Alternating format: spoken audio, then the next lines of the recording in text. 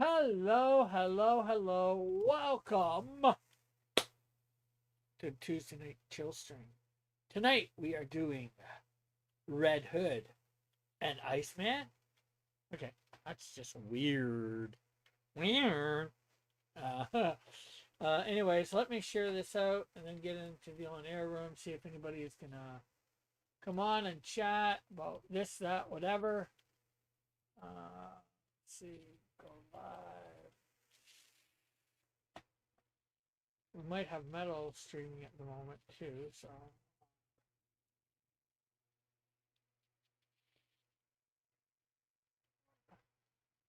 let's share on X or Twitter. Twitter. They're all Twitter.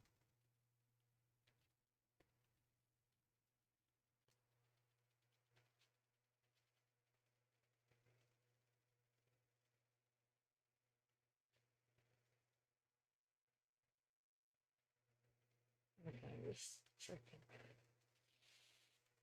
Chat. Okay, there we go. Okay, so Facebook now. Do we have somebody? Hey, Metal. Hey, if it's Jozo. How are you guys? I'll be in the thing in a moment. Guys, sharing this out. And if you guys could like and share if you haven't already.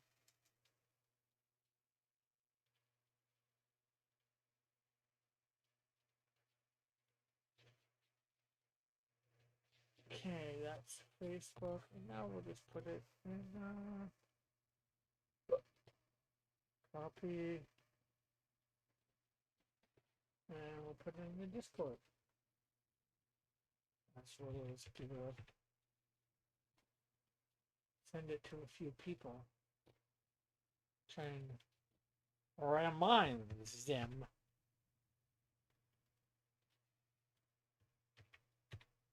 Trying to get my buddy in here again. I'd like it if we can.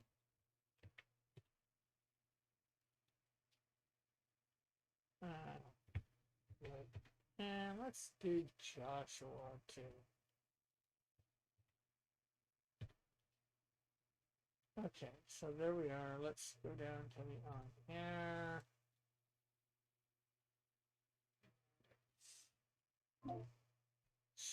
Okay, let's put our headphones on. Okay, and let's see. Okay, nobody said anything since I. So tonight it's going to be a combination. Well, first drawing will be a combination of Iceman and Red Hood. So this should be interesting. I got a little bit of an idea for some parts of the design. Well,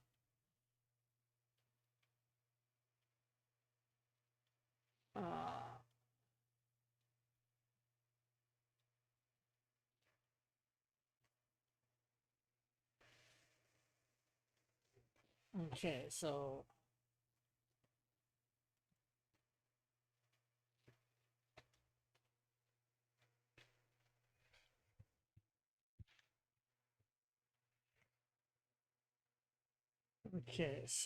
I don't know what I really want to do for a pose.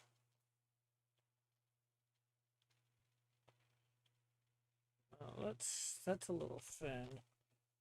Let's bring this up to about 25.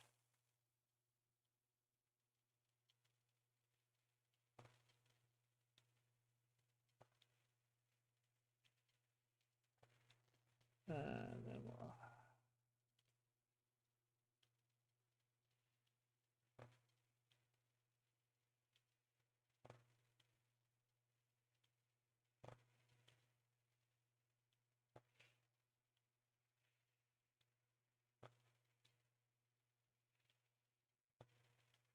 and what I'm thinking is that we're going to have him on an ice slide.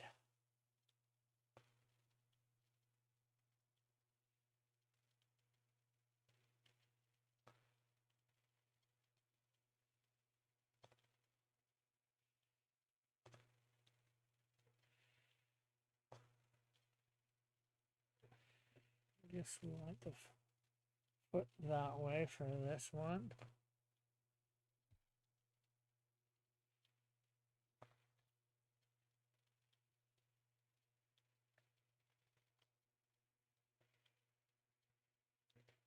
Of course, we'll have the hand out like this.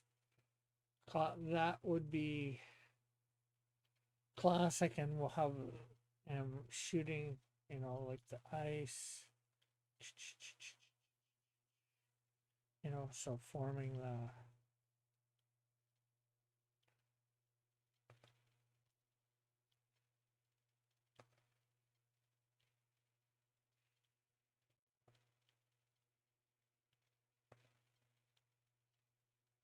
there we go. And of course, his head right here, looking forward. And then we'll have his arm down here. Coming out like this, and then we'll have his hand like this, and he'll be holding a gun. And I'm not sure whether I should make them ice guns or not, like something that he forms himself. I think that would be unique.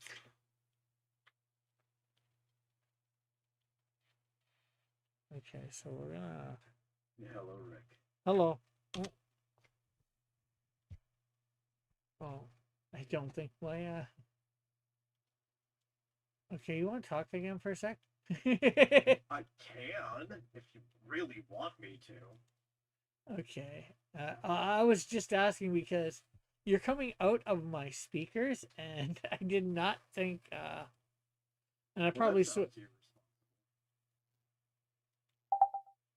and I did that because we were talking last night after on air on stream, and instead of having my headphones on, I just wanted. Rick, that's private. Don't let the stream know that.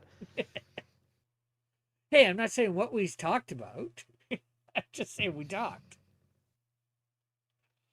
We can't talk when nobody else is around. I don't know, man. The rumors might start spreading. Yeah. Might be the talk of the town. Digital town or something like that? What town will be the talk of? The town. The town. To town.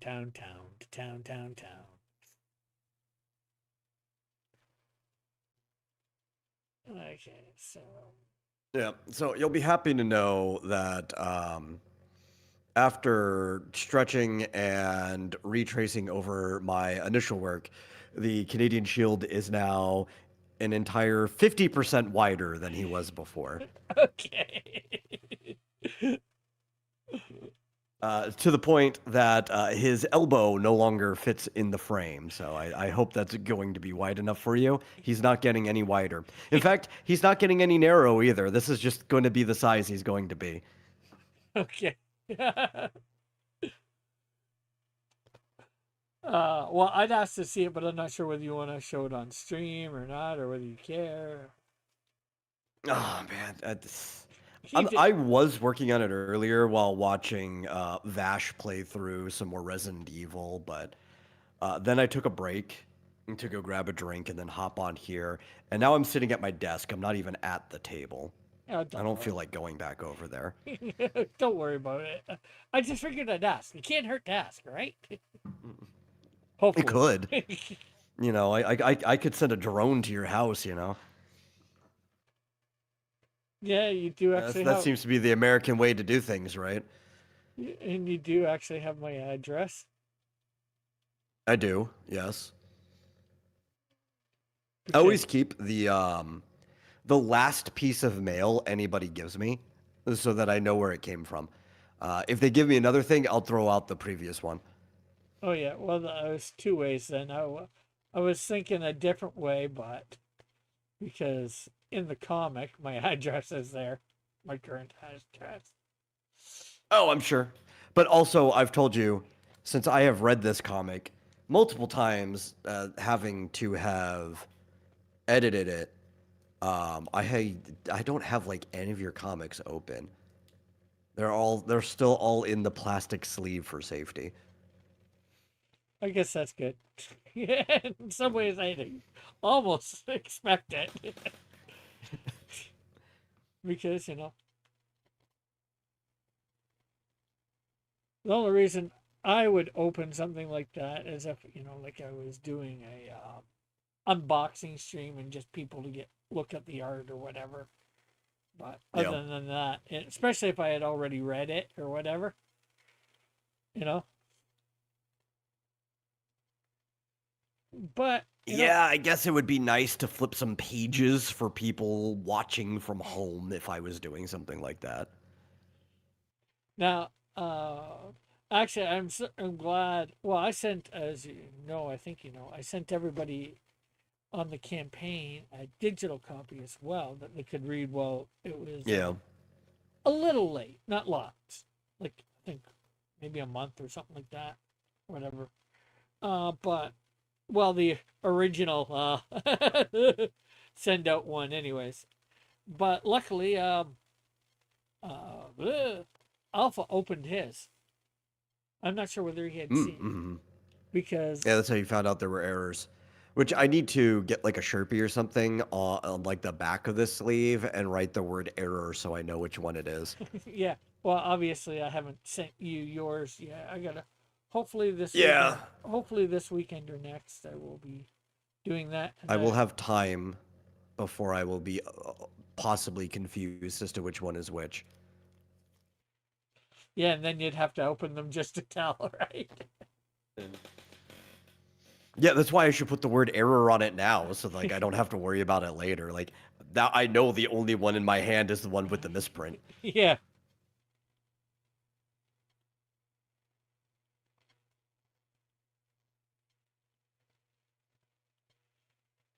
Yeah, I think of all the ones that I've gotten within the last few years that I've actually opened, and I know the person directly. I think the only one was thankfully the buckler stuff came in separate sleeves for that grab bag, so I could open the one I didn't do editing on.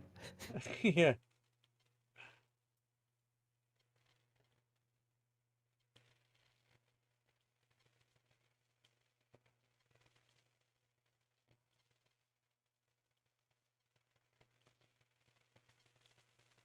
Oh, and the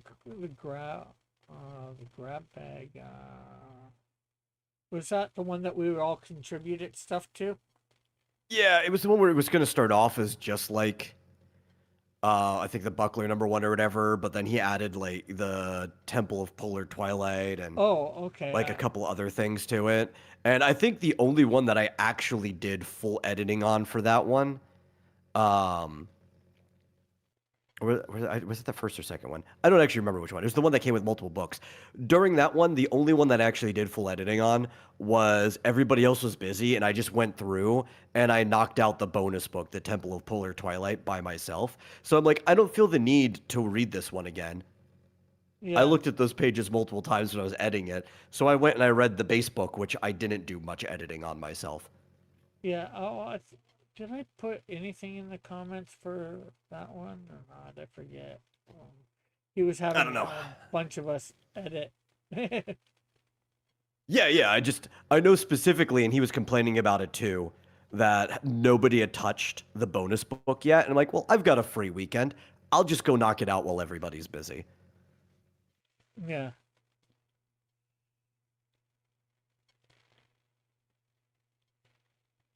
Which is also, I think, the only one of his books that I basically did the sole copy editing for because everybody was busy.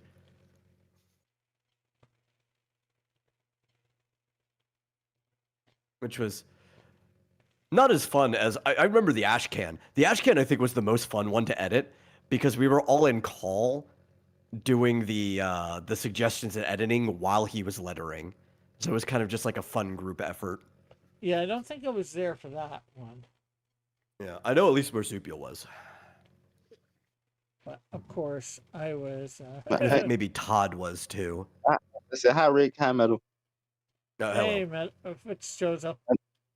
So if you heard me, because it takes a couple of seconds for me to hear your voices, so I assume the same way on the other side. Oh no, I usually hear you right away. No, I didn't hear Oh. you. I'm joking. Of course. Yeah, but I'm pretty sure for the Ashcan, it was at least me, Marsupial, and Todd in call. There might have been somebody else, but I can't remember. Yeah. I was playing jump on me, Trader. jump on me. I just Pixel had to Trader wait for was my in call. phone charge up somewhat. What was that, Fitzjozo? I was playing jump on immediately. I just had to wait for my phone to charge up somewhat. Yeah, no problem. I kind of miss those calls. I only half miss them though. Like I just liked hanging out with everybody. It was a pretty productive place to be working. Yeah. But also at the same time, I was less productive in them than almost anyone else because being the tech savvy person in the call, if somebody came into a problem in their like program, which everybody except me was using Clip Studio Paint, I was the one who automatically started troubleshooting their problems. So I actually know more solutions in Clip Studio Paint than I should as somebody who does not own or use Clip Studio Paint. Wow. Oh, that's your phone or whatever. That beep beep. Oh yeah. That's my phone. That's you're getting a notification. Yeah, I thought that was for me, and oh no, that's metal. Metal gets. To remember quickly that you. I get too many notifications. Some of these are correspondence with Marsupial though. He's wrapping up a meeting and then he's heading home. So we'll probably have dinner whenever he gets here. Yeah, you come on, Iceman. Who exactly? I'm combining Iceman with Red Hood. Oh, seems a weird combination. That's a I need all very weird weird combination. This is weird. What we call them? The blood ice. I guess you could do that. I was thinking Red Ice, but I'm not. I'm not married to any name at the moment. Ice Hood, and you put a chain around his neck, and he becomes a rapper. Just jump. I was thinking. I think I still have the Google Docs for the names of the. I think I still have the Google Doc for the name of the evil shape shifting dragons that I want to do in Tiger Man, where he goes to where these dragons running a slave trafficking ring in the fantasy world, and Tiger Man has to kill Hey, them. Fizz, thank you for making the conversation awkward the second the stream started. What? Having to just bring up sex trafficking out of nowhere. I mean, it's based on dragon maids, so I'm just well, if they were slave traffickers, then Tiger Man has to kill them.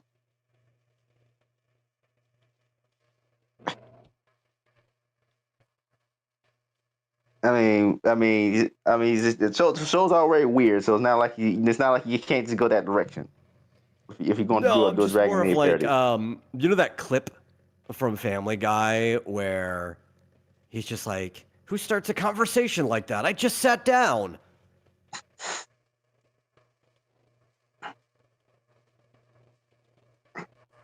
Who starts a conversation like that? Anybody. Everybody. Well, maybe not anybody and everybody, but a lot of weird people. And maybe Fitzjozo is among the top of weird. But there's nothing wrong with being weird. Dragon Maid's like one of those shows you easy parody like that because again, it's already a weird show. So, you got lesbian dragons, wanting to one's the adult, one's a child. Then we have like another dragon super horny for a little boy for some reason. Well, it doesn't That sound just like it's is a kind of doesn't sound like it's an anime for me. That's for sure. But what I will mean, he's ex- kind of exaggerating. Well, I wouldn't say exaggerating. He's playing up more than the actual visual content of the show shows it off. But I would also agree that it probably isn't a show for you anyway.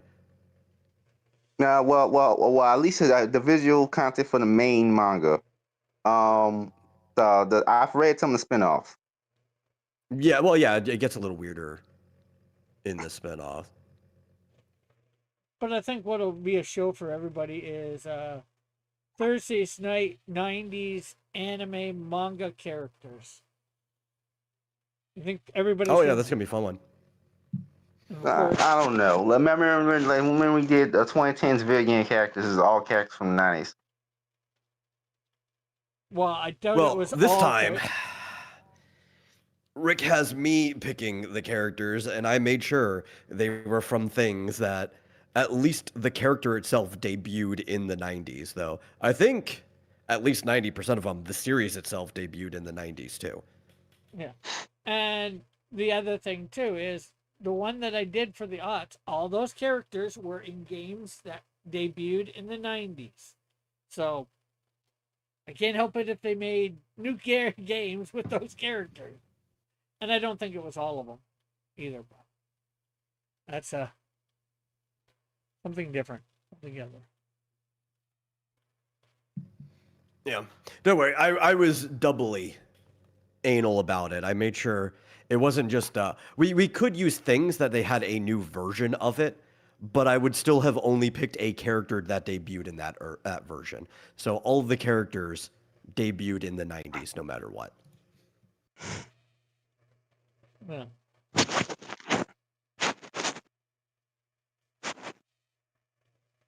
It would be like, which we didn't. I didn't do this, but I'll give you an example of something that's not in there that wouldn't ruin it. If we had done something with Dragon Ball, which is an 80s property, picking like Majin Buu, which I believe showed up in like the early to mid 90s, would have been okay.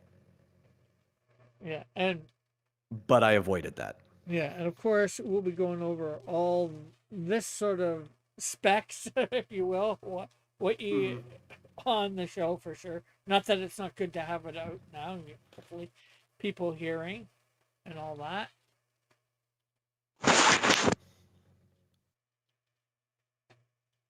Yeah, yeah. No spoilers either. Just be safe to say that Majin Buu isn't in it. But that's a pretty easy one because that would be such a weird pick since the vast majority of Dragon Ball happened in the 80s. Obviously, it did continue into the 90s, right? Like the Cell Saga and Buu Saga were in the 90s for the manga, but it would just be weird to try to pick something from Dragon Ball if we're specifically focusing on the 90s. Yeah. I know. And eventually we'll do the 80s, probably 70s, 60s, maybe 50s. I'm not sure. And of course the aughts and the teens. Yeah, yeah. I think that would probably be where we stop because you kind of want to let the 20s finish before you start doing something like that. Yeah. In some ways we could because there's been, like 5 years, but Yeah. Well, by the time we get around to that one, most of the sixth year would probably have also happened. So maybe. yeah.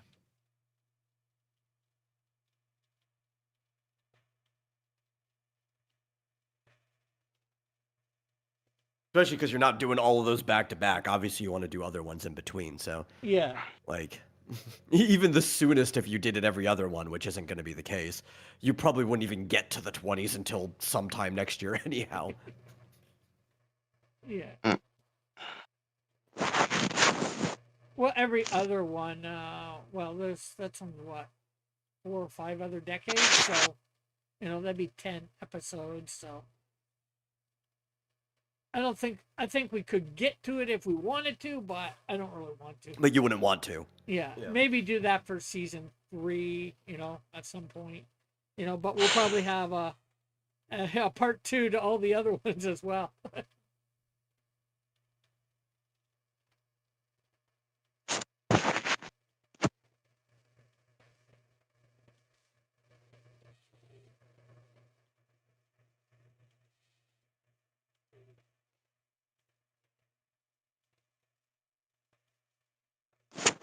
Or, people could also show up tomorrow to watch you struggle to draw a beautiful woman. Yeah. Yes, because Frog draw who again? I will be drawing Metal's character,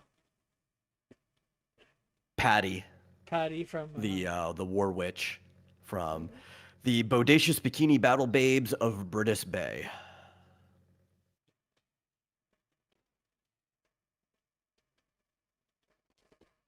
which should be, I guess, interesting. It's not sure how to describe the character. She's a lifeguard. Yeah.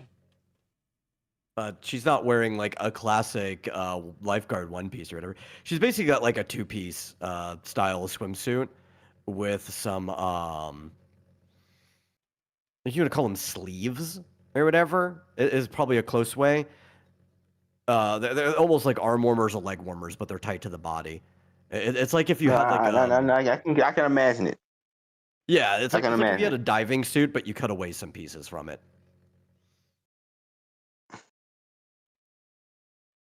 She also has her lifeguard whistle on her at all times because it's functionally like a magical girl kind of story. But it's like a parody of it sort of, and it plays into both Irish mythology and beach themes. Oh, there's Selkies in it. Well, I've only ever done the one short, so we have not done Selkie. If I continued the series, definitely would show up. The first short has an Olafist, which is a Irish sea serpent. Oh.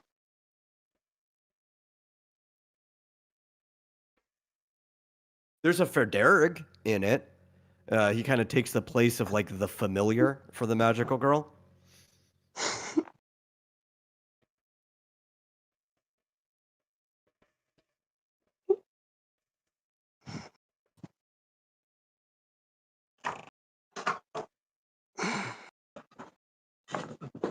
Nice little red man, as it translates to. No. Again, I got a lot of anime genres. Most anime genres don't seem. It seems like it's just I can't get into it. I can't get into magical girls because of how boring the conflicts are. I can't get into mecha because usually don't care about the circumstances here. Well, that's all right. You don't have to. You don't have to get into anything.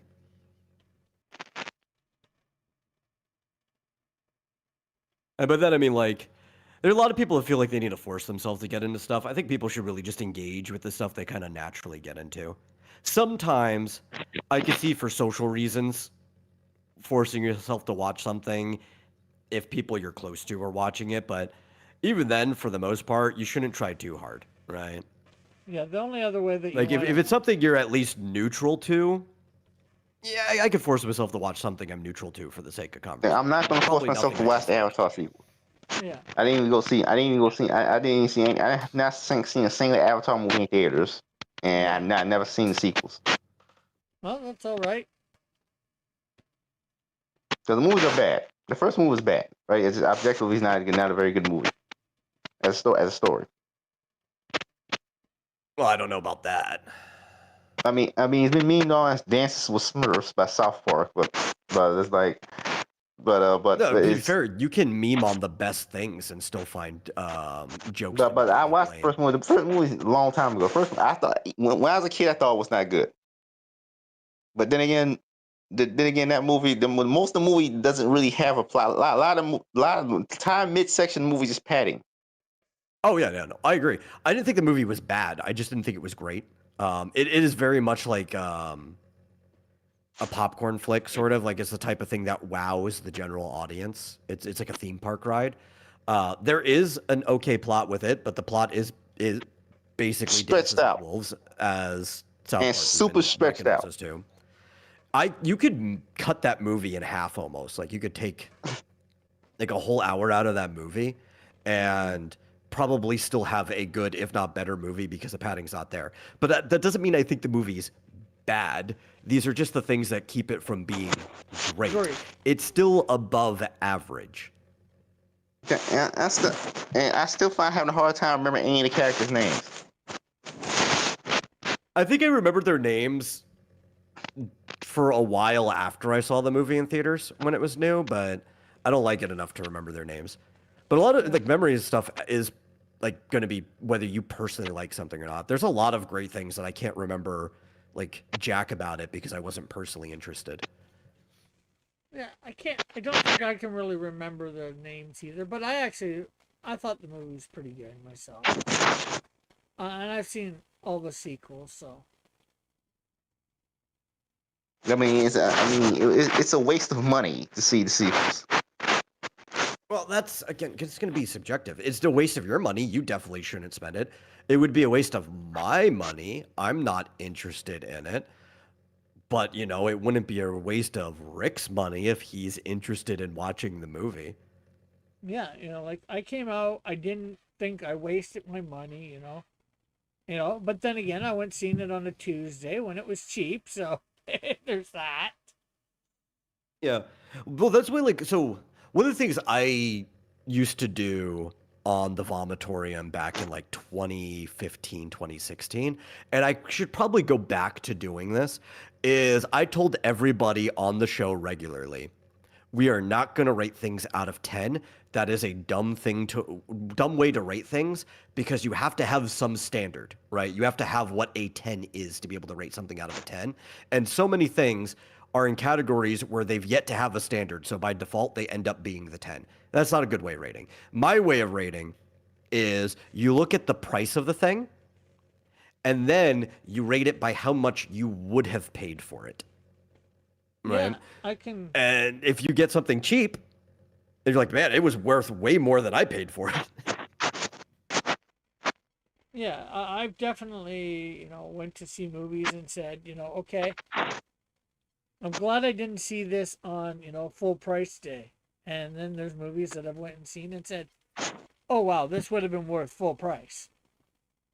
Yeah. But one major thing you gotta understand about me is I go to see movies I don't go to see movies that are popular. I go to see movies because it's conceptually interesting. Yeah. And I don't go, That's fine. I don't go to see movies because they're popular. I go to see them because I think I'll like them. I don't care. That's the same. and sometimes that works out, and sometimes that doesn't. And there's several reasons. I think that's how most moviegoers actually go. I think when something is popular, you'll see them going in large crowds, though. Like a whole group of friends will go. But most people that go either solo or with a small group, like one or two other people, are going because they're interested in the movie itself. Yeah. And I say conceptually interesting. I'm not watching it because there's a brand name, there's attached to a brand name that everybody knows. Yeah. Well, I don't. I have not seen. Go ahead. Like when's the last time I watched a Marvel movie? 2019. Endgame. I don't see any movie. Conceptually interesting is just a useless term to use. I'll Like, for example, I don't see any movie just because it's got a name like Marvel attached. I like superhero movies, so I don't care whether it's Marvel, some no-name one that I've never heard of. I'll go check it out, see whether I like it. Because worst part is I don't like it and I wasted a couple bucks. Okay, more than a couple bucks.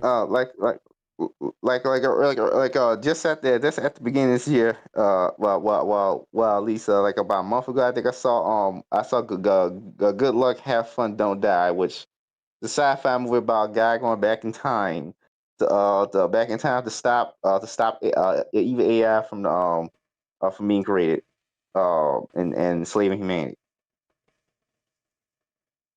And before he said, it's not Terminator because there's no killing machine also sent back. It's just a bunch. He puts a ragtag group of people together to stop the AI, and the AI keeps sending other people to kill him, kill them. Joshua says that Rick never dislikes it. I have disliked several movies in my time. maybe not as many as Yeah. most, but You are pretty easygoing. You have you have a line, you have a bar. It's just a fairly low bar. They don't need to try Now, too hard to hop over the it. worst They movie, just need to try. the worst movie I've ever seen in theaters was Mortal Engines, by I think produced by Peter Jackson. That was awful. yeah, like I didn't like the Catwoman movie, like with Halle Berry.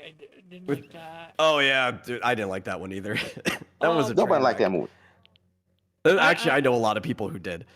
yeah, because like, and maybe if I wasn't a comic book fan, maybe I might have liked it, but because I know too much about the comics, it's like, nah, that I mean, was it has nothing to do with Catwoman. I don't know why they even called it that. it was Legend of the Catwoman. She had cat type powers. They just rewrote everything you know about Catwoman. It wasn't supposed to be Yeah. Selena Kyle. Everyone I know who likes it didn't even really know anything about the comic character who happens to share the same name. Yeah. Like I my mean, cousin how you Haley not know loved it. Catwoman? Had they not watched Batman cartoons before? I mean, Catwoman showed up and Batman fought her. No, it's not like they don't know that Catwoman exists, but no, my They cousin did. Haley had never watched Batman the animated series. The only time she had ever seen Catwoman is in maybe a rerun of the old 60s show or in Batman Returns. Yeah. And she might, like Metal said, she knows of the character, but she knows nothing about the character. Yeah. She just And, knows that it's a woman that like does acrobatics in a cat suit. That's like it. Yeah, yeah, because most people most people do not know anything about Wonder Woman, for example. Well, at least until the 2017 movie came out, I even didn't know Hey nobody cares Mike. about that movie anymore. hey, Mike, yeah. Actually, They just people know would Wonder know, Woman exists. well, more people would know a little bit more about Wonder Woman than Catwoman. Yeah, the Wonder Woman live action show was actually really popular, and normal people are far more likely to watch a live action show than a cartoon in the United States, sadly enough. So, Mhm. and I can admit that, but most people don't know much about her. Like they would know her name, that she's from an Amazon. That she has Superman like powers. And she has a lasso of Oh yeah, truth. it's not like the show really told you much about her either. Like you just know the I basics know. if you watch that. That show, much like the Hulk TV show, they didn't even reuse any Wonder Woman villains. Yeah, well, I'm not sure Well, what Wonder Woman villain. has the worst roles. Wonder Woman has the worst roles gallery in all these comics, though. So that's not really saying much. She has the worst what? Rose gallery. Oh yeah. I wouldn't say she has the worst, but I'm sure there's other characters that. Of the main, of like the big DC characters, she definitely has the worst. Oh yeah, You have to Yeah, I start feel going down to even like C-listers to get worse than her. I think even Hawkman has better villains than Wonder Woman. The yeah, problem is that they just don't ever bother to flesh out her gallery, right? Like every time they do a new Wonder Woman run, they're just like, Mhm. okay, either we're gonna go back to the Ares. Olympian pantheon, Back to Ares. or we're just gonna start bringing her to other pantheons. yeah. Well, there's two other I think major characters that she has as villains. Cheetah. Cheetah and And, Doctor Psycho. well, I was gonna say Silver Swan. Silver Swan matters less to Wonder Woman than Doctor Psycho normally does. Yeah, but I'm just saying Right. he's a villain of hers. Has he probably faced Superman, Batman? Sure, or she, I should say. But it's just It was also funny that like they couldn't just let some of her villains be normal villains. They're like, oh, she tangles with God, so now let's retcon some of the backstories of her other villains to be just a different in-universe pantheon. Yeah, because they're just kind of dumb. I'm surprised he hasn't retconned Doctor Psycho to be a god yet. At this point, it's just kind of dumb. It makes no sense. yeah. Well, you know, yeah. She's the big Well, the big three. I'm not sure who. Joshua says he's never heard of Doctor Swan. Maybe it's because I read some Wonder Woman comics. Silver Swan. Silver Swan, yeah.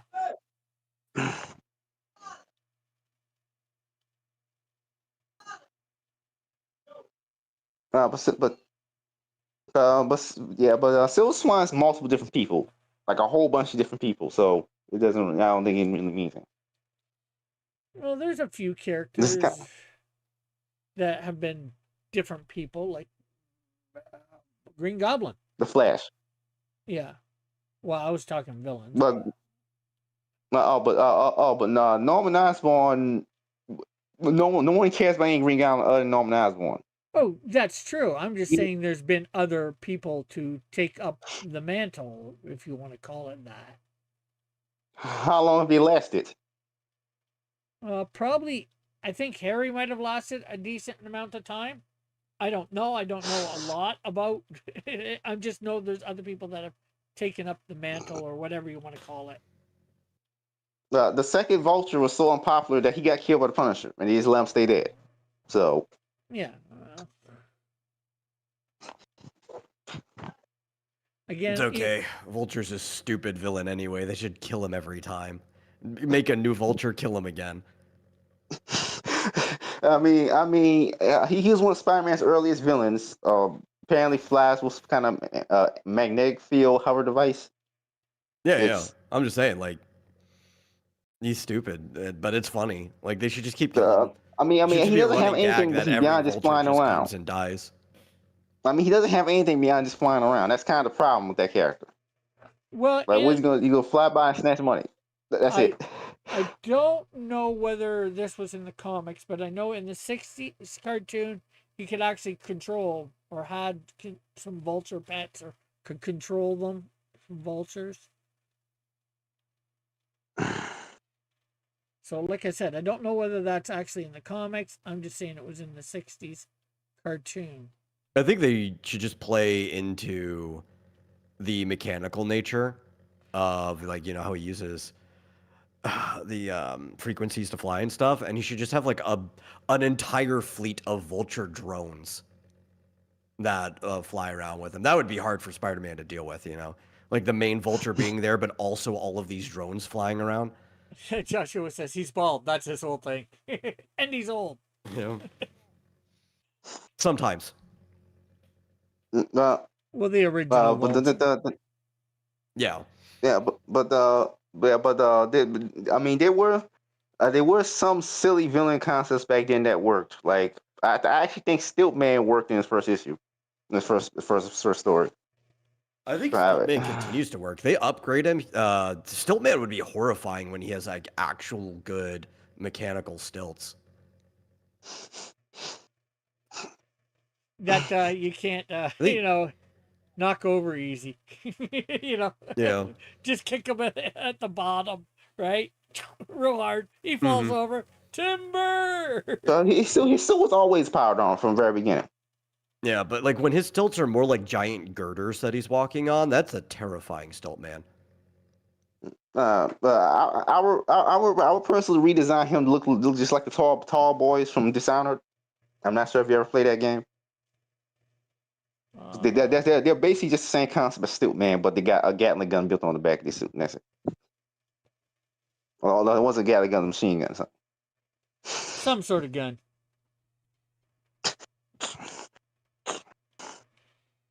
I also really like ridiculous villains. I just hate it when like the person writing them now thinks they're too good for the ridiculous villain. They don't want to just lean into it.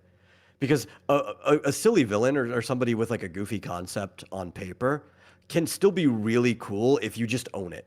You know, like you just go all the way with it. I noticed. But they think they're I noticed just too how good many for right. it. I noticed how many times. Do you know how many times in the comics the writers try to reinvent the Riddler, but they don't like the fact that he's just a silly villain. And they failed every time because the Riddler is already good the way he is. Or was, or whatever, however you want to say it. But yeah. Well, probably the one most wackiest villain probably of well, two of the wackiest ones for Batman, Kite Man, and the Condiment Man or Condiment King, whatever he's called. Yeah, but those are intentionally those are intentionally joke villains. Those characters can't really do anything aside Yeah. from be jokes. You know I what? mean, Kite I Man's just a think guy with the They actually best did. just a guy. version of the Riddler, right? Or the best time the Riddler as a concept has been done outside of the comics, where he came from, was in a movie that wasn't even a Batman movie, and it was Die Hard 3 with the whole Simon Says thing. Like, if you were somebody who was trying to like rip something off to do something cool with the Riddler, you would do something like that. Yeah, Simon Says. The villain Simon Says.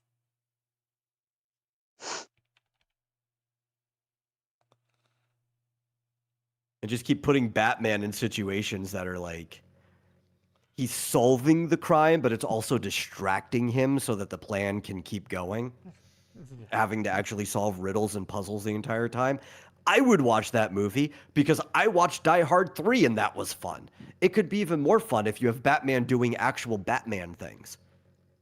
The most recent Batman, the Batman movie, rather just have the city get destroyed by a flood. Man, for some reason, and Well, it wasn't the city. It was just inside of one building.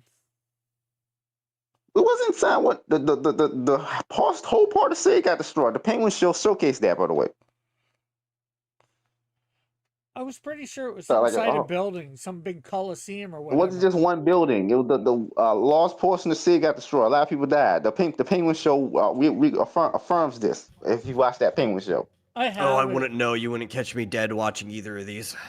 Well, I the did Penguin watch show was actually pretty good. Yeah, I thought it was pretty good too, and I watched it, but I don't remember a lot.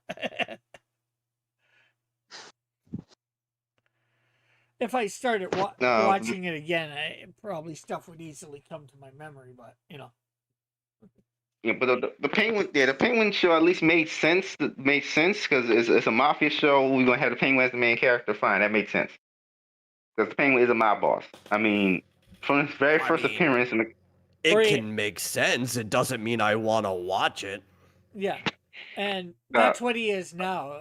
Of course, the Penguin wasn't exactly that. No, his very first appearance in the comics, Penguin literally takes over a gang. Takes over somebody else's criminal empire. In his very first appearance. That's not something they add later. That's something he's always kind of there from beginning. Yeah, he doesn't. I mean, he does a little bit of goofy things early on, but he doesn't really become like the over-the-top Penguin until like crazy Silver Age stuff. Exactly. He didn't become over top Penguin until then. Like from his very first appearance, he takes over somebody else's criminal empire. So, but you also remember, like the early Batman books were more like crime noir than like the later stuff.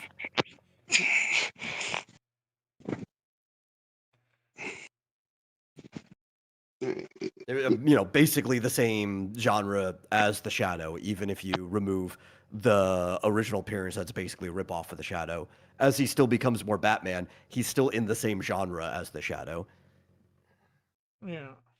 The one thing I don't get is that why did the Penguin show Matt Reeves decided to change his Penguin's backstory so that he's poor he's poor because he just wanted to be he just wanted Penguin to be Tony Soprano.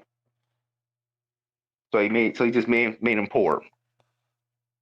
So he didn't come for money or something. I don't think he's the first one to do that though, but he did change it further, right? In Batman the Animated Series, Penguin's family used to have money, but they had fallen out of it. And he was the one who built it back up. So it's not like he's taking this from nowhere. He is still doing it different than they did it before. Instead of losing money, his mom just never had money. So he just grew up poor, living a single mom. Well, and I think even in what's the name of Batman Returns? He basically just made him Tony Soprano. I think in Batman Returns again, his family was and was poor and that they abandoned him, or was he rich? No, no, no. They were wealthy. That was a they were huge manor wealthy. that he got dropped out of. It was I because of know. their wealth and social status that they got rid of him because they couldn't have like a freak for a baby.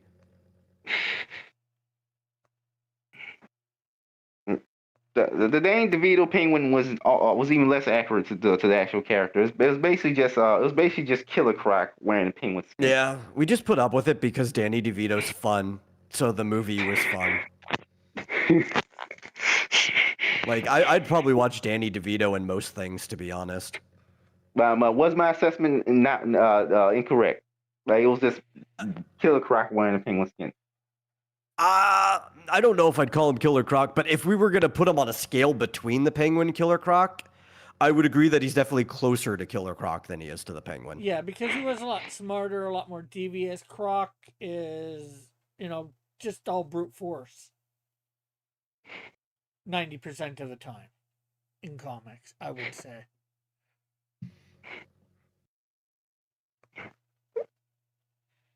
I mean, Like, he's definitely past the halfway line between the two. Yeah.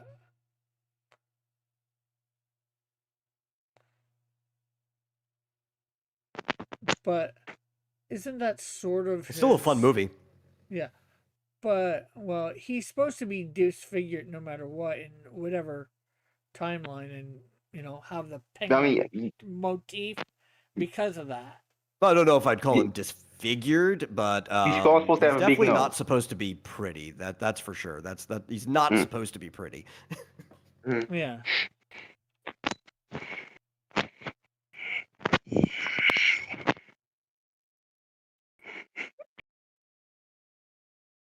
Yeah, I think those are still my two favorite live action Batman movies, are the Tim Burton ones. I still find it strange that most people did not know Penguin in his first appearance dealt with the mob. Well, I mean, it hadn't dealings with the mob. I mean, to be fair, most people have not read his first appearance. Most people don't go back and read the original Batman comics. Yeah, that's for sure. That's there from the beginning.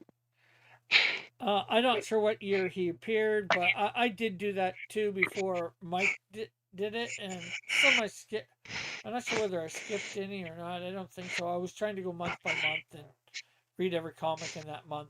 I'm not sure whether I might have skipped some of the stories. Yeah, it didn't help that it took a long time before DC actually wanted to collect some of the older detective comics and action comics in a way that was easily accessible.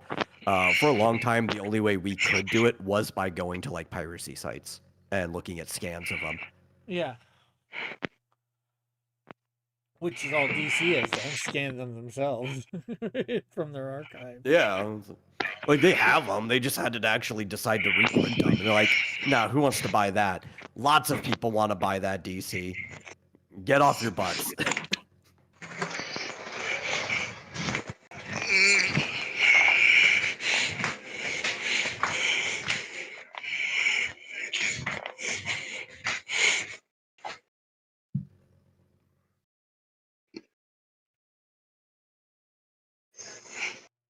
I think it's probably so. Some of my favorite, I think, Batman comics, like if I were to like individual ones, probably come from the Silver Age, just because the Silver Age is really fun.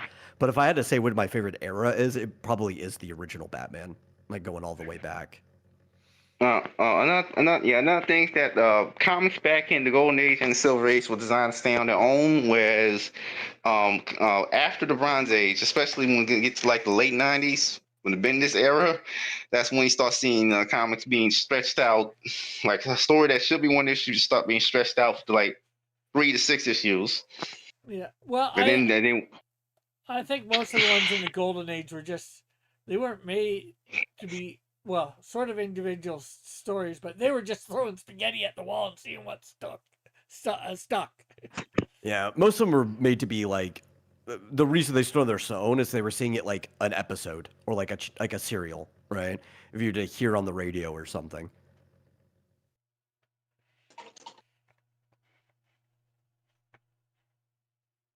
There are some. You can find some that were story arcs. Actually, there's a few that I've read with Mike And when they are like a longer story that kind of leads into like a cliffhanger for our next time, they stand out like a sore thumb compared to everything else around them because it wasn't as common as the others. The ones that seem to be doing that the most at this point where we are with them are, I'd say probably DC and Marvel, or what they were at the time. Yeah, I think, or if it was like the headliner, like the one that I read with him last time, the Champ, which I had read the Champ before that. They're building up a longer storyline in the Champ. I don't know how long that one runs, but you could kind of see it with that one. I can't remember what the name was. There was one in Centaur Comics that they were doing that with, but it wasn't like the standard for everything else in that comic book.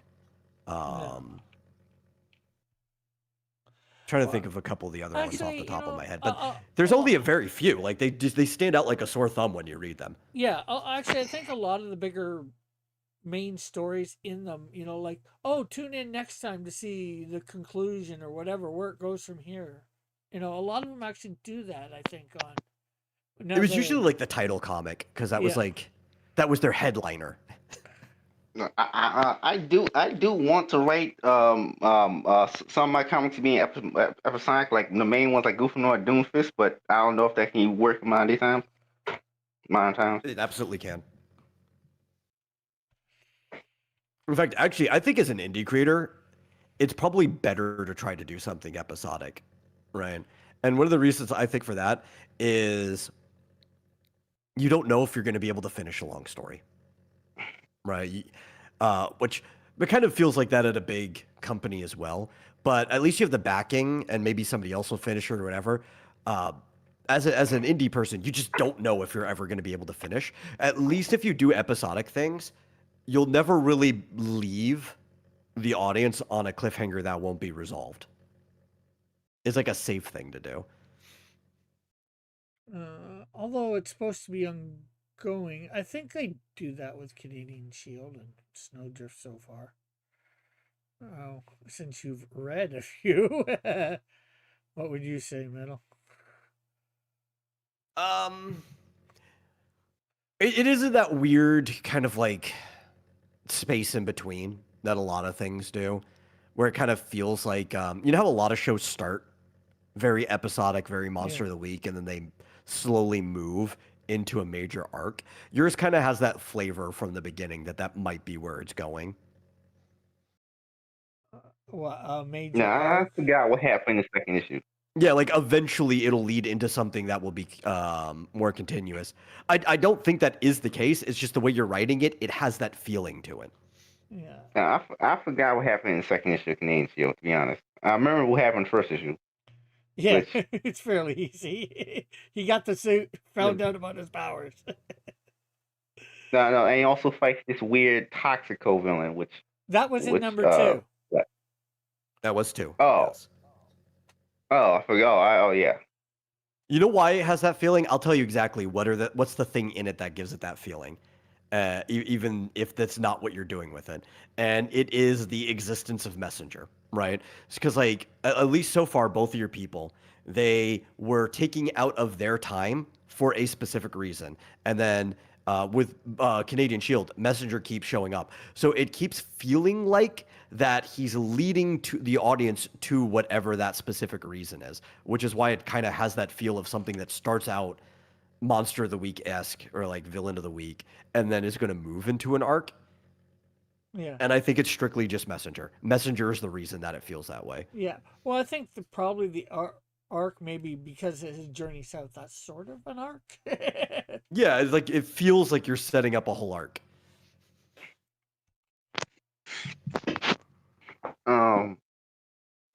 Also, they're thinking of plans of how I should market my stuff.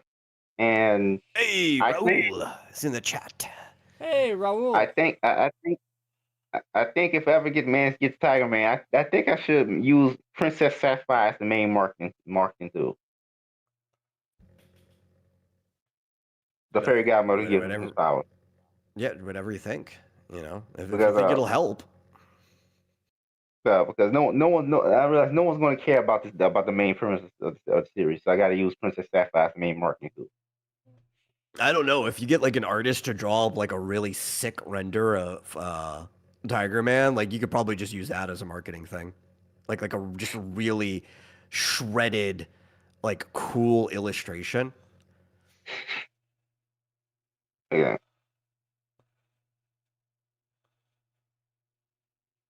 But that's the thing is it's not even about the premise. Or like I'll be real with you, nobody cares about anybody's premise at all. Just period. You got to get that out of your mind. You got to find points, like hooks that people want. And that's how marketing is. So like if you have a main character, even if that's not the way they look in the book, you need to find somebody who's just going to draw the coolest, most like BA version of your character that you can use as like a marketing poster, you know? Mm. Like you got to hook in on whatever the intrigue is and convince people that they should be intrigued by it. Well, That's how it works for all things. Period. and this isn't meant to be demeaning to him, but if you want somebody that might be cheap enough in your price range with not having a lot of money or no money, Raul He might be in chat right now. Yeah. And he is a great artist. Rick, you don't use the word cheap when you're referring to somebody's quality work. You use the word affordable. Okay. Obviously, well, like I qualified it before that I did not mean anything bad, but yeah, affordable is probably a better term that sounds a lot better. Yeah, well, because like in your brain, and I've done this before myself, and I have to correct it. The word cheap, you think you're referring to just the price, but it also makes it sound like you're referring to the product. Affordable, on the other hand, though, doesn't say anything bad about the product itself, only that the price is reasonable. Yeah.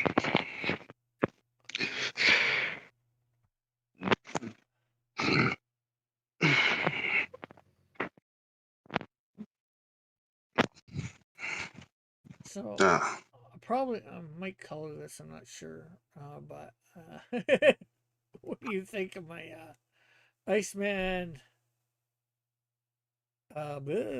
Which Red Hood mashup? Oh crap! I don't know what I think about it, especially the way you did one side, right? It almost looks like you gave him a hunchback.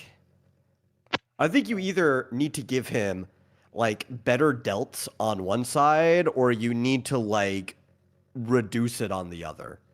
Yeah, I know. Reduce that. Reduce the right side. His right shoulder. His right shoulder's way too big.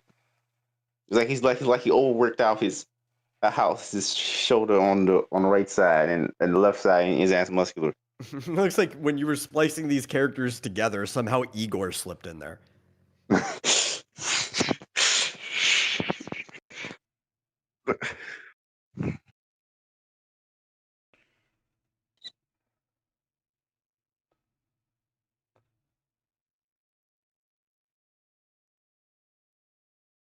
Of course, the other way to do it too, but this is more work than just reducing it, is obviously you're trying to get it to where one arm seems hiked up over the other.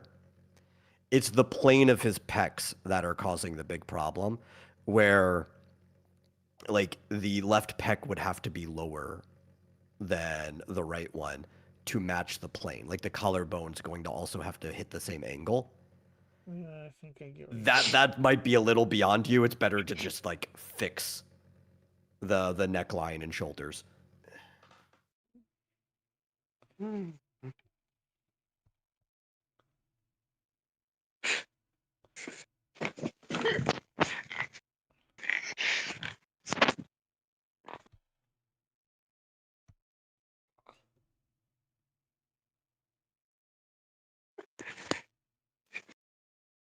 Okay, I see. We're gonna try to do the pecs instead. both. Both, yeah. I mean, it is the important part if you're actually trying to keep the plane proper. Yeah.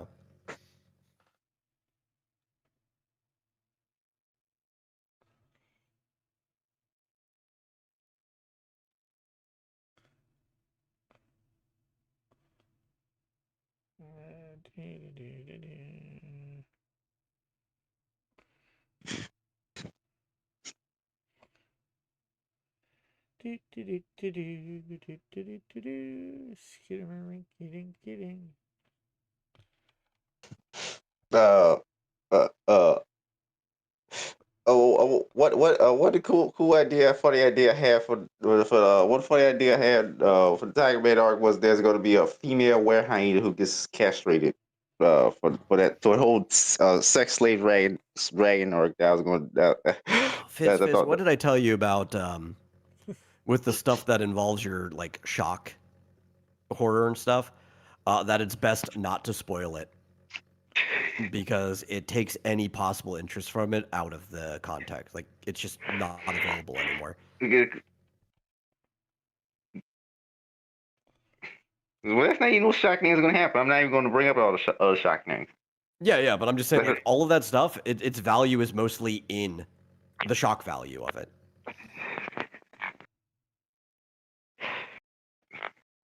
That's a reference to interspecies viewers, by the way. If you don't know where I got that from. I know.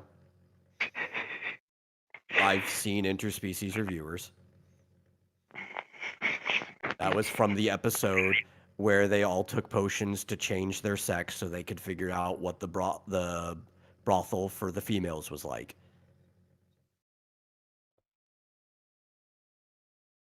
Okay. That sounds. For the actual context, you know that I've seen the series. Yeah, I saw I tried watching the first 2 episodes it took a month later to watch episode 3 or something. But it's just one of those shows that's hard to get through. It's kind of like watching Big Mouth. Maybe for you. I don't see them quite in the same field, but it is definitely for some people it's a little too sexual. Like I don't want to talk too much about the show. That's about the extent I wanted to, but it is definitely not a show for Rick. Like 100% not a show for Rick. The comedy is executed the same way as Big Mouth. That's why I have that same reaction. Like it's executed the exact same way. So I don't. I mean, I didn't feel that, but okay. Yeah, everybody can, or usually everybody can come away with something different about things.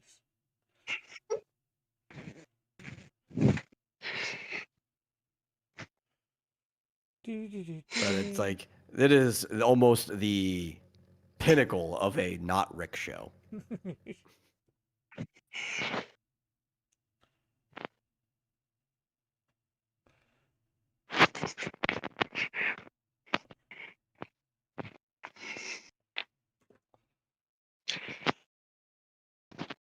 Okay, is that a little better? Let me tab over. I have the YouTube page up.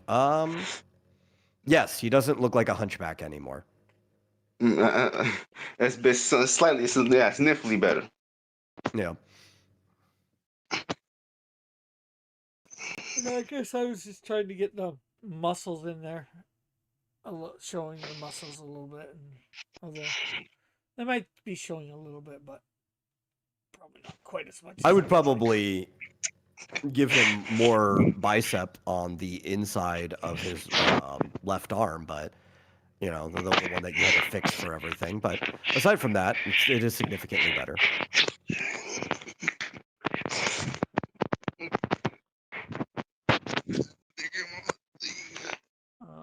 We're gonna call him. About all the ass metal, have you seen any shock kind of gory action film that does shock stuff similar to what I'm doing for Tiger Man? I gotta think about that. If I did, because I've seen a lot of Grindhouse, it would probably be in the Grindhouse genre. I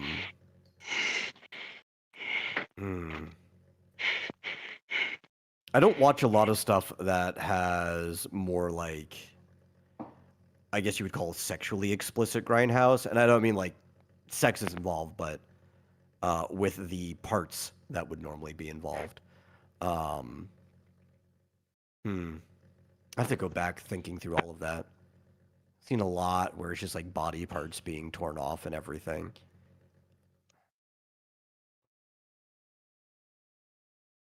Let me type something.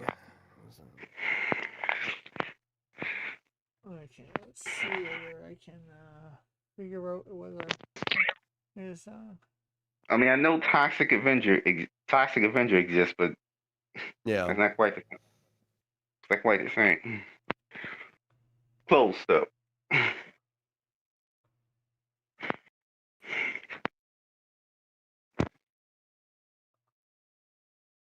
Yeah, and I watched like the old Toxic Avenger. I didn't really care for it myself, but it's very popular.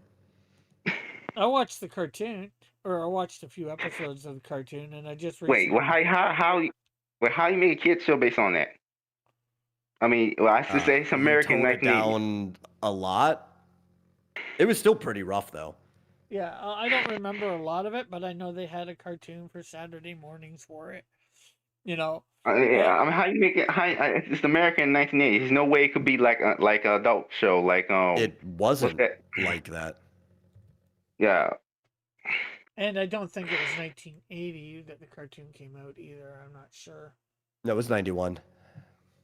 No, that was still too early for it to be quite like the movies. If you know what I'm saying. Yeah, but it wasn't even close to the movies. You know, like I went and recently saw the new one that they brought out, and although I don't remember a lot of it, it wasn't even close to the movies. In that he was just a hero, and he battled bad guys like Green Lantern would, or Superman, or whatever, with his powers. Yeah. Oh, hey, He Outcast. wasn't extremely brutal or whatever, from what I remember.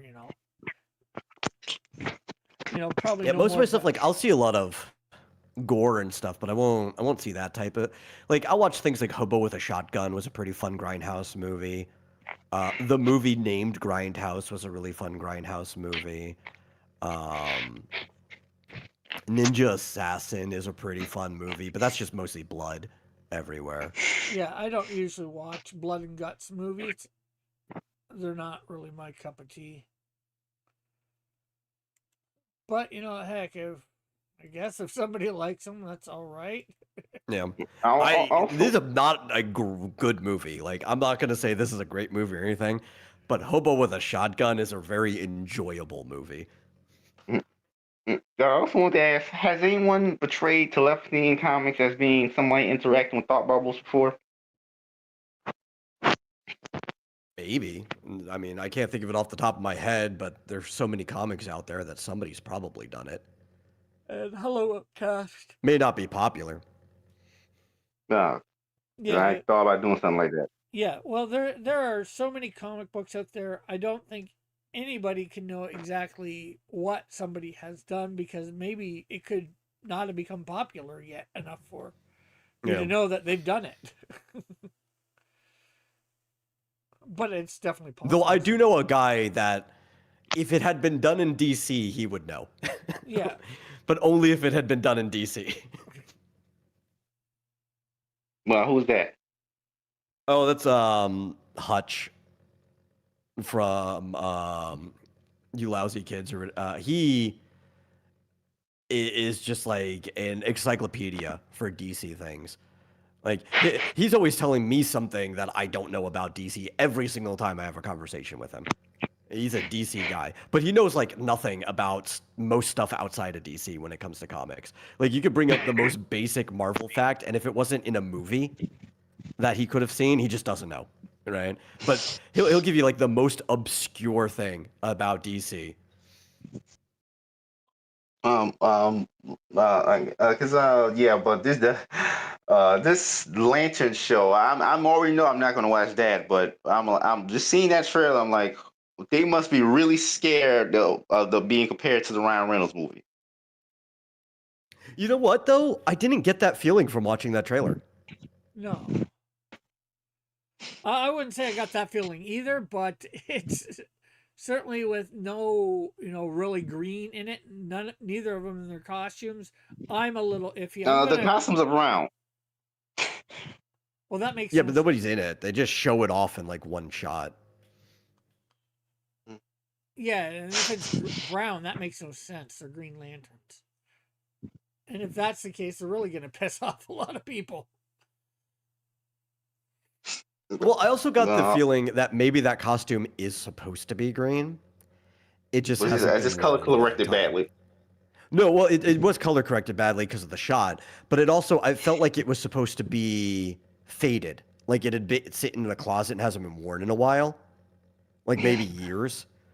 Right? Like if he put it on and like lanterned up, Uses it would probably stop being faded. Like that's the feeling I got from looking at that costume. It kind of looks like I've got this suede vest in my closet that used to be like a very, very vivid like leather brown, but it's been faded after years because the suede vest it was my dad's and he got it back in the 70s and he gave it to me. So it's like a very old suede vest. That's what that costume gave me that feeling of. Okay. Well, and in some ways, that's a little stupid too, because they're not Oh, I supposed also to. think it's stupid. Yeah. I know because the Green Lantern costume is supposed to be made out, both supposed to be an energy construct of the suit, of the ring. Sorry. Like so, the fact that it's a physical costume is already not fully lore accurate. Well, the other one is physical, but not physical. But it's not separate from them. It's not something that you can just throw in the closet. Exactly, it's supposed to be an energy construct of the ring, just like all the constructs they Yeah. make. Yeah. They just could use, like, they could have found a middle ground from the Ryan Reynolds one. Instead of having like a CG suit, they could have just had the ring like quickly CG the transformation, but then they have a practical suit on them. Yeah. That was a construct of the ring. Like you don't Also, have to have the suit be CG the whole time. Also, the Green Lantern suit isn't that hard to make. It's just a black and green jumpsuit. Well, it depends on the lantern that you're going with too. Some of them are a little I'm bit. talking about the basic Hal Jordan, Kyle Rayner Green Lantern suit isn't that hard. It's a black and green jumpsuit. That, in a There's lot of literally ways, nothing. that I can agree with a lot. But There's literally the other nothing thing, to it. they've also wanted to do that thing where there's a hologram or whatever you want to call it hovering above the chest nowadays, and I think that's a bit stupid. But Yeah. I don't have a problem with trying to distinguish the lantern suits a little bit more. Like and it looked like this in there. It's just I still think they did it poorly. But having Hal's suit be a little bit more like a flight jumpsuit than like body tights, like, because he is a test pilot. Going a little bit more into the individuality of the lanterns, I think is fine if you want to just make them more than tights. I yeah, think though you do have the tendency to overdo it. yeah, because you look at Guy Gunder's, his suit is way different than Hal's. Kyle's, Yeah, Simon Baz. that was the least of that trailer's problems. I mean, they literally have Hal Jordan and Stewart be out of character, completely out Yeah, of that was character. my biggest problem. It doesn't even seem like a Green Lantern show at all. It's just kind of like some kind of gritty drama, like Reacher just wearing a Green Lantern skin suit. Yeah, Reacher was the first thing I thought of too, just because it kind of takes place all in one town, and I'm like, why do we need to spend a whole season in one town? Rick and I were Because talking about this after the show yesterday, because True Detective exists. and it's like in an actual Green Lantern comic, they would have a plot like that done in a single issue. And the thing is, like we're just going, hey, we're going off the trailer, so maybe they're not in that single town the whole thing. Maybe they No, and we know for a fact it's gonna be in that whole town because they show a bunch of different shots from obviously or different episodes. Yeah, but it could be 2 or 3 episodes that they're showing it from. We don't know. The season's what, 10 episodes? We know they're not going to space. I never said we No, were I don't. going. I'm actually with Rick on this. I don't know much about it.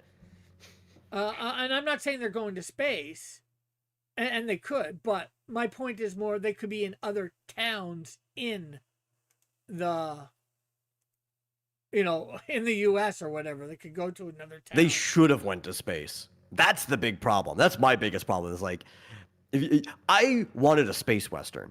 I've been very vocal. I'm not a big fan of the Green Lantern in general. One of the reasons I think Green Lantern is always lame, though, because most of their stuff happens on Earth. I think at least while I didn't watch much of it, the idea of that animated one from back in the tens was a good idea, where he's basically like a space marshal going around doing things. Like they should have made him space cops. I want to watch Western space cops with Yeah. aliens and stuff. Why did they not give me that? I mean, that's what John Stewart's main job is in the comics. That's his main shtick, specifically. Yeah, but this is supposed to be all I John want. getting trained too. Let's say that. So, if they did a second season, maybe they go to the space. I don't know, but Yeah, that's one season too long. You already lost my interest. I'm not coming back for we season two. know Hal's gonna die because the John Stewart's gonna be the main Green Lantern in DC in this DCU. James Gunn DCU. But well, I wouldn't say that necessarily. He could still be the main one, and although people would be upset, of course, by it, and Hal just be, retired, if you will. I don't think too many people would be upset though, and I think no, because a lot of not people really. grew up with What's Stewart DCAU? being him in like in the Justice League and the cartoon. So So a lot of people already funnily kind of enough, expect. Yeah. Funny enough, he wasn't. Did you know John Stewart wasn't originally going to be the main Green Lantern in that show? Do you know who was going to be originally? Guy? No, that was Kyle. Yeah, they wanted Kyle Rayner. Kyle was in Superman anime series. They was going to set him up. They'll set him up for that Justice League show. Oh, that would have been bad. I like Kyle, so Why? I think it might have been good. Kyle's my least favorite Green Lantern. I mean, his entire shtick is he's the imaginative one. He's the most creative He's Green the Lantern. lamest one. That's his stick. So he'll come up with mech suits and all that stuff. What about Jessica Cruz or Simon Baz? No, both of those are still cooler than Kyle. I mean, Jessica Cruz gimmicks that she's the cowardly one, and she's the cowardly one, and she managed to overcome her fear. Or she was, anyways. I think she's probably overcome her fear by now. And she's overcome by this point. One of the things, and Kyle's just way too over the top with this too, right? One of the reasons Kyle is so lame, and every single time, because I don't really read Green Lantern, but Green Lantern shows up in other things, right? Every single time Kyle shows up, you can feel the fact that they chose to make him a comic artist so that the creators can feel cooler themselves. And it bleeds through, and it's awful.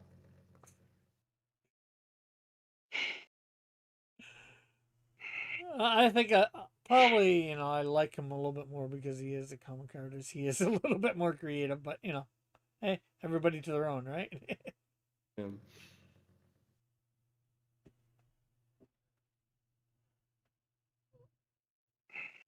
And he's a sissy. Oh, what makes him a sissy? The way he talks. I mean, you know why? I think it's also because of the time when he was being written most of the time. He talks like a coastal city boy. What? Wasn't he? Where was? I was going to say he's from Coast City, isn't he? I know. Well, no. Is he? I don't actually know where he's from. No, he's from New York. I think he is. He was in New York, at least in his comic. But I think he went to New York after. Hal Jordan, of course, is Coast City. Yeah, and he speaks less like a coastal city boy.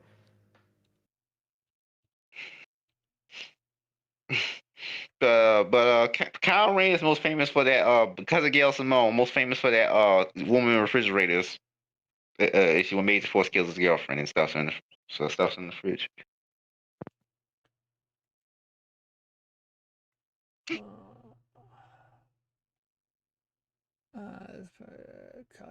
He lived and worked in Los Angeles. Okay, yeah, that explains why he talks the way he does.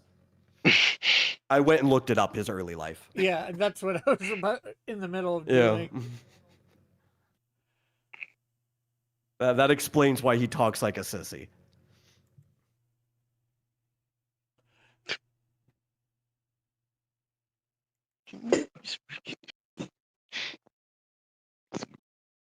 But but the thing about Green Lantern is that Jeff Johns kind of reinvented that character the same way Frank Miller reinvented Daredevil, because no one really cares about anything before them. No. I mean, am I wrong?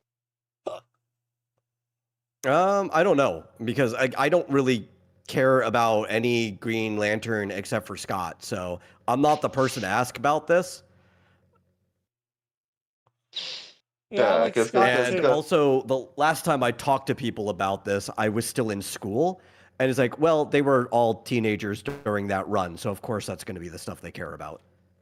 Yeah. No, yeah, because no one really cares about any of the stuff that predates Jeff Johns. Uh, it's like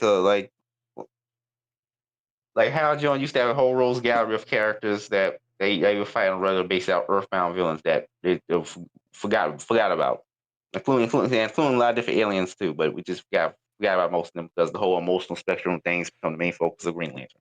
The emotional spectrum thing is probably one of the worst things that's ever been added to the DC universe. I think I could agree. Since you have a whole factions of characters with the same motivation. Yeah, it's horrible.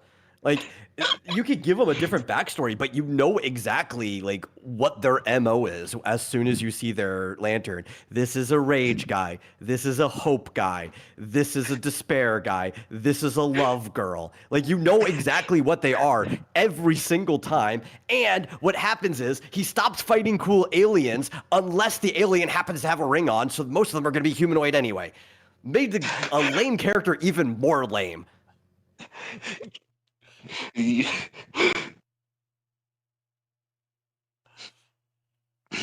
know.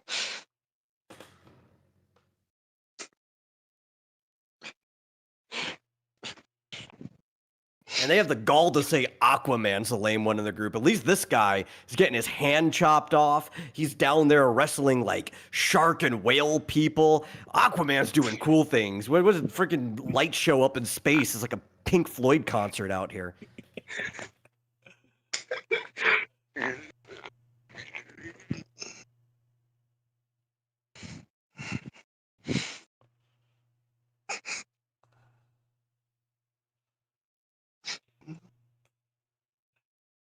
Definitely a unique take for sure.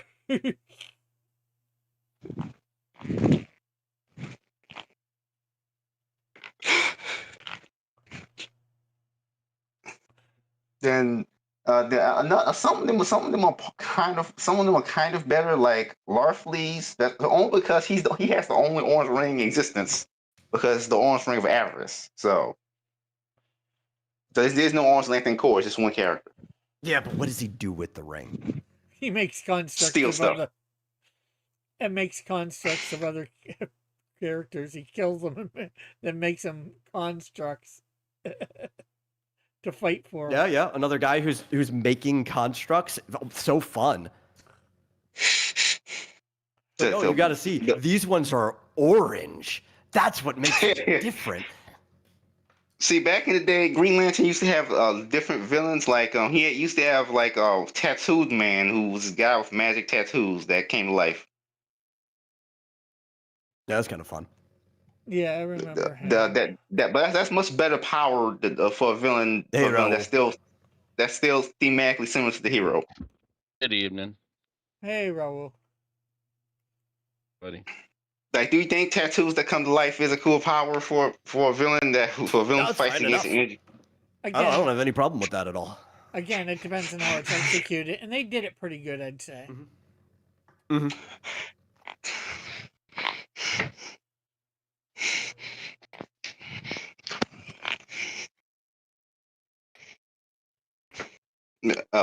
Black Hand is fine because he just raised the dead. That's his stick. Yeah, well, that wasn't his stick at first, I believe, but it's become his stick. But they later made that his stick. He's just a necromancer who flies around. Yeah, but you know what? If they decided to use him today, they would just make him a Black Lantern. He is a Black Lantern. Oh, did they do that? No, Yeah. so that's what great, give him. That's what give so him his. great. That's what give him his powers. That's But how he doesn't make constructs though. He just raises the dead with his ring. yeah. That's how he actually sort of started the Black Lantern Corps, if you can call it that. But they don't make constructs. They just raise the dead within range and send zombies to attack people. Yeah, he It's just a little better than the other ones, but I have not liked the Black Lanterns when they've showed up either. What are you drawing, Raul? Yes, sir. I'm going to be doing Batman and Bishop. Batman and Bishop? Okay, that sounds fun. Batishop. Batship. Oh, I think you might want to avoid that one. Maybe we'll just call him Guano instead.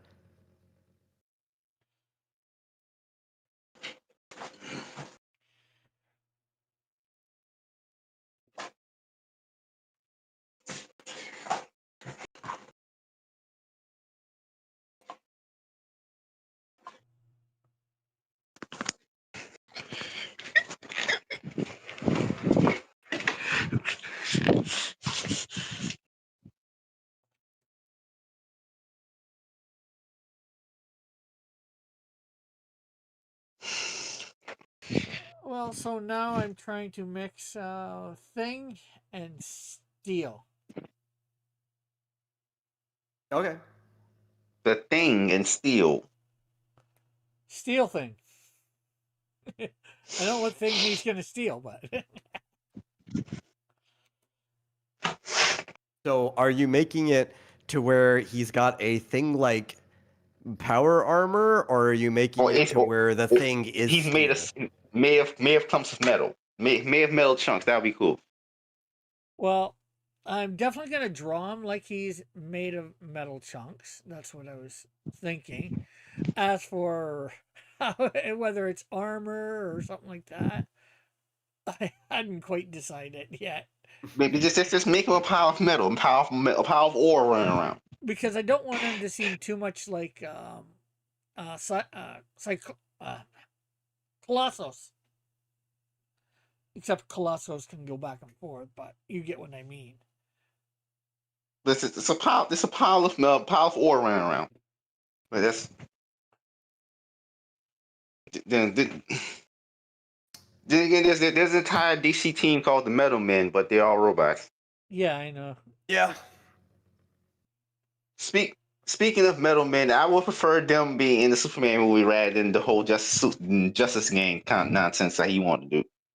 I think I would just prefer like a silly Metal Men series, like a HBO series or whatever. But it's gotta be able to play into the goofiness of it. The Metal Men is a very goofy series.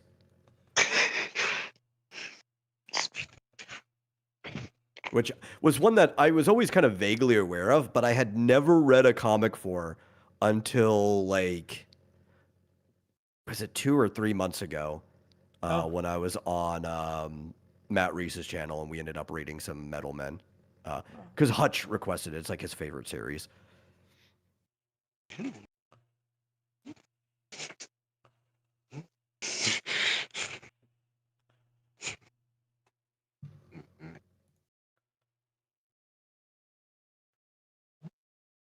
Well, but there's a lot. There's a lot. I realize there's a lot that Marvel. I realize Marvel utilizes a lot more of its characters in comparison to DC. I realized that years ago. Well, I think that's because they have more teams. If you No, but no. They both have what in terms of teams. DC has actually might have more teams. Yeah, but the books, X-Men, all the X-Men ones, the Avengers, all the No. Avengers, the Fantastic Four, and I'm sure there's a few. No. Think about why DC might have more teams. But, yeah, they might have more teams running around in their universe, but Marvel puts out more books with teams, thus you have to have a lot more villains for them to face. No. The thing is, DC has their core characters. Their core characters being Superman, Batman, Wonder Woman, obviously, Flash, and Green Lantern, Yeah, well, and Green maybe Arrow. Aquaman and Green Arrow. Yeah, Green Arrow. But They have but a few. Yeah. but Um, everybody, anybody outside those besides those 7 characters I mentioned, anyone outside those just get kind of on mixed guest appearances. yeah, So like, but question: how often this question gets on run? Usually just shows up as a guest character. yeah, but Same with Zatanna. my point Same is, with how many team books are is DC putting out? Maybe they have more teams. usually there's always Justice League and Teen Titans, and Yeah. there's usually at least one other team book. Yeah, Justice League, Teen Titans, maybe every so often Justice Society, and they have a few more teams, but in the odd time they might get a backup like a mini series. But you have what 4 or 5 X-Men book going on usually at the same time. You have the Fantastic Four, you have the Avengers, probably 2 or 3 different Avenger ones nowadays, and not outsiders, sorry, Guardians of the Galaxy. Um, this is an older one. They probably haven't done it lately. New Warriors. They do a lot of team books. I'm not saying they don't do any solo character books, but most of them are team books, and thus you need to have more characters for that, team to face. Yes, the odd What time I you said, get. I said utilize. And yeah, like you don't when's the last time Zatanna had her own series? I'm not sure. Um, Creeper. How many times you got to reboot that after like 12 issues? Yeah, The, yeah, the, but let's the see. when's the last time we had a Captain Atom series? Captain Atom series. I don't comic series. I don't know. I don't know offhand either. DC. Or the Atom for that matter.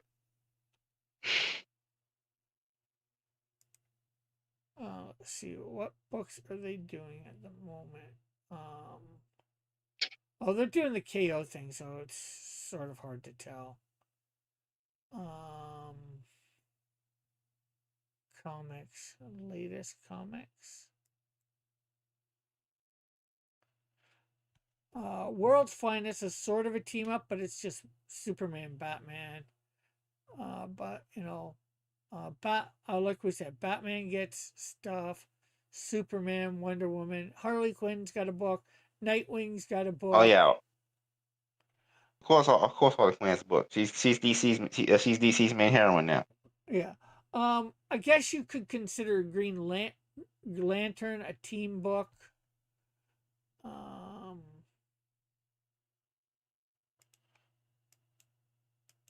Batgirl, she has her own thing. We said Flash. Lobo's got his own book. I know I think the last time Plastic Man had his own run was in 2010s. Yeah, Martian Manhunter has his own book. Static Shock had his own run like 5 or 6 years ago. Yeah, but my point is they put out a lot of single person things, where Marvel puts out a lot of team books.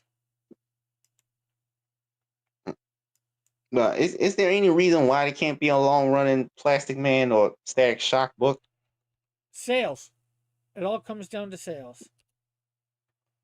Like, Usually. do Well, people there's not like also Static? two things. It's not just sales. Well, Sales is a big part of it. It's also who's working on it and can they actually make a good book.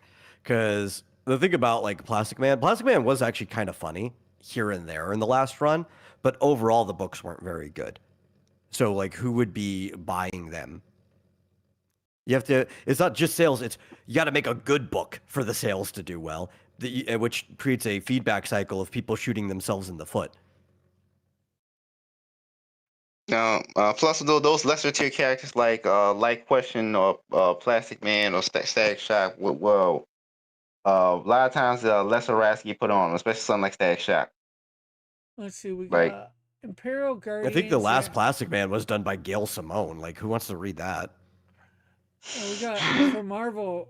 Oh, right now I can see Imperial Guardians, X-Men United. Then we got a bunch of Marvel like X-Men characters by themselves. Like Magic and Colossus, Storm, Logan. I'm not sure whether we no one would. wants to see. Nobody wants to see any of these X-Men characters by themselves except for Wolverine. Yeah. So I'm not sure whether that would be considered part of the X-Men books or not. You know, uh, I mean, they don't have a supporting cast, so I guess some other X-Men have to show up in it. That kind of thing. yeah. X-Men Annual. We got Iceman, Nova, Daredevil, and Punisher, Wolverine, X-Men, the Avengers. They got Doctor Strange For decades involved. now, there have been a whole bunch of X-Men titles. There's a whole onslaught of X-Men titles. Yeah. The same way DC has a bunch of Batman band comics, X-Men has a whole bunch of Marvel has a whole bunch of X-Men comics. Yeah, and that's my point. Marvel puts out a bunch of team books or characters related to that team, compared to DC, which puts out a lot of single people ones.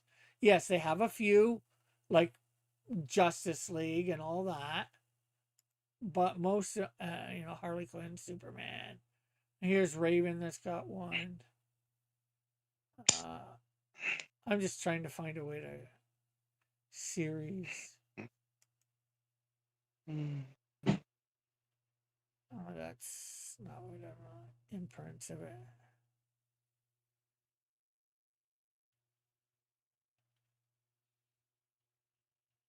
Aquaman again's got his own stuff. So my point is more if you are doing books that have characters that are in a team, like I said, you gotta have, yes, you can get your Galactuses and your Apocalypse for one character to fight, you know, but even Galactus has his heralds and stuff like that. But most of the time they have multiple villains, for the whole team to fight. So that's why you would probably see more characters getting utilized over at Marvel because they got a whole bunch of, they gotta, make a whole bunch of characters for or use a whole bunch of characters for them to fight at the same time. At least in my opinion, from the little bit I know, like could I be wrong? Sure, but Uh, another thing I want to bring up is that the I think I just forgot, but the new something related to Marvel Comics. Oh, oh, how many stories can you really are the X-Men considered a superior team? I don't know. I don't at this point. in universe, maybe not. Out of universe by fans, yeah. Because the X-Men seem like the main function is as a political activist group to fight against other mutants who make the X-Men cause look bad. Yeah, but they're supposed to defend, their people that are in trouble from those that fear and hate them, so Yeah, it's just the problem But is that for the last almost 20 years they haven't really been that way. yeah. And the past 20 they're years, probably not going back. yeah, past 20 years, the X-Men has just been a political group that fights against bad mutants because they make the rest of the mutants look bad. So, Or sometimes with bad mutants against people. That's happened several times. that happened several times. Yeah, but I don't know if the X-Men walks a superhero group anymore. It just seemed like a bunch of this is like a political game for powers. I think the problem is with the people running Marvel Comics in general, it's hard to call most of what happens superheroics anymore. You'll get gems, right? There are some gems here and there, but for the most part, people don't act like heroes. Yeah.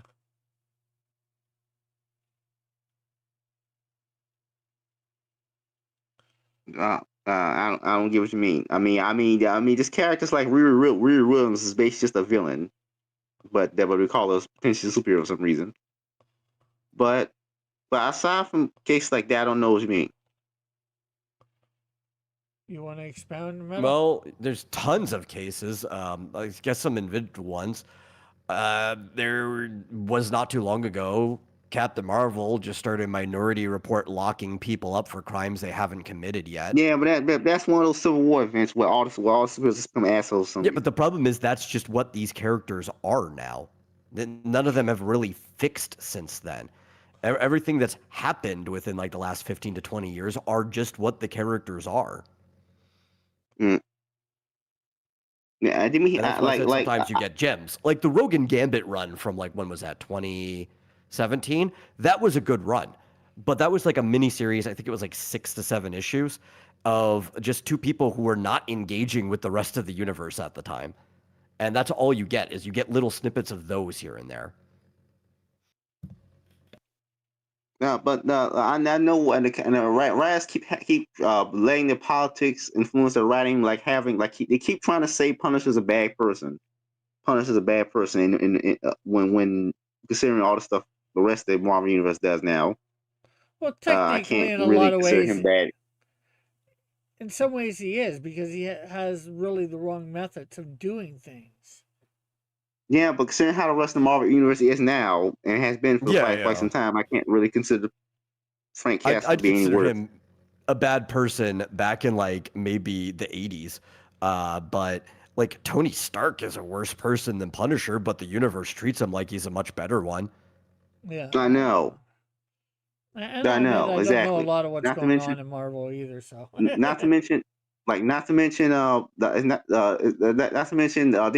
to retcon. They keep trying to retcon and say Punisher was always a horrible person even before his family died. Which, Frank Castle, it defeats the purpose of the character to do that. I know. They gotta fix the point. They try and then most one of the more recent Punisher runs, they try to retcon and say Frank was awful even as a little kid, and he was awful before, and he was awful to his wife, and he's to his wife, and she wanted to divorce him. Like, I think, and this is the problem with why like all the heroes kind of just suck now. The people writing them have been awful since they were little kids, and they're kind of just like projecting themselves into the characters. Yeah, or they think they know what the character is about, and you don't. It doesn't seem like the writers want to even tell stories with these characters. Like, do the writers even want to have Punisher going around killing bad guys? Why make the whole comic about how the concept of the character is bad? To teach everybody a well, lesson. I could tell you one reason, and it's because of the fans of the character, right? So the people writing it don't like the people who like the characters, so they like the character you like was always bad because you are. That's actually one of the core reasons, specifically when it comes to Frank.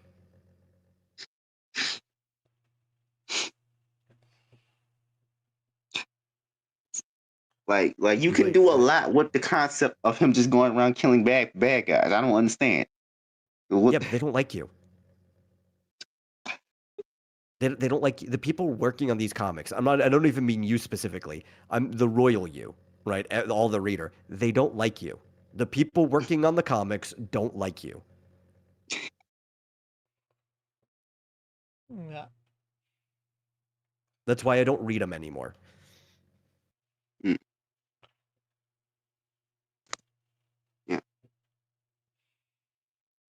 Again, I want to make my own stories, but I just can't get them started because I have a hard time. I have a hard time raising the funds. So, I I'm love getting my some money readers. Now. Your opinions aren't going to change how I do now. my story at all, but I love my readers. And people people starting to say on under my alt account, my short story writing is getting better with each one. Well, that's So good. I just pump these out. So Well, that is because good. You know, Yeah, yeah. You just becoming have to very fluid. practice. You have to do the work. That's the only way you get there. Yeah, and then I think part of the reason is that I use like the Dan Harmon story circle, which does work actually. That actually Oh works yeah, pretty it well. works. I don't think it's not about the idea that's the problem. It's the person using it. yeah, it's the Um, execution. And as I said, like I, you got these stories. Like I know you can't draw the best. You ask anybody here. I can't draw the best. Yet here I am trying just to get people's attention.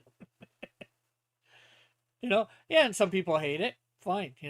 They're welcome to hate whatever I'm doing. You know, but yeah, I said Dan Harmon story circle, which I'm not sure if you know what that is. Old story wheel concept he came up with for Yeah, the they community. actually they made an episode of Rick and Morty about it. I know. I know.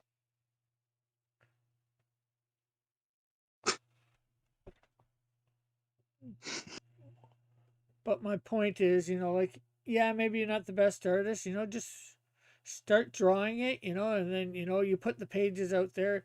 Yeah, you're going to have a bunch of naysayers. Oh, your art's horrible. Your art's horrible, you know? But you say, for the most part, I'm trying to get better. Screw you. It was like I was telling Rick, we were talking about this, right? Where it's like, I think anybody could draw to a level that can do a story. You just have to make a story around what you're drawing, right? And the biggest example is like Captain Underpants or Dogman, right? It's there's a very very simple style that like anybody could draw Dogman, like blindfolded almost. But the level of the story being written matches the art that's on the page, and That's it actually is kind of currently the most popular comic in America. that's actually kind of what I did from on from because I thought the concept based Mhm. around the limitations of what I can animate. Yeah.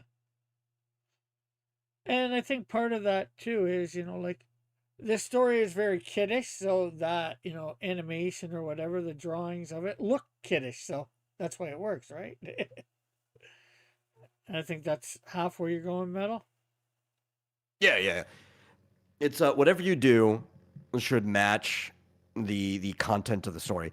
That's why like the main story of X Dynamics Chaos, you're not supposed to take it seriously, really. If you do, you're going to have some problems. But to try to make sure that people are not taking it seriously, I intentionally draw it worse, like on purpose, than I could be drawing it. That's the entire intention. I'm not drawing it like some uh, house style for Marvel or DC. I'm not drawing it like some like manga style I like. I'm drawing it more like a Hanna-Barbera cartoon than anything. Uh, and I'm doing it because like I want to be able to have some levity and some leeway with how I do the visual humor in it to match the written humor.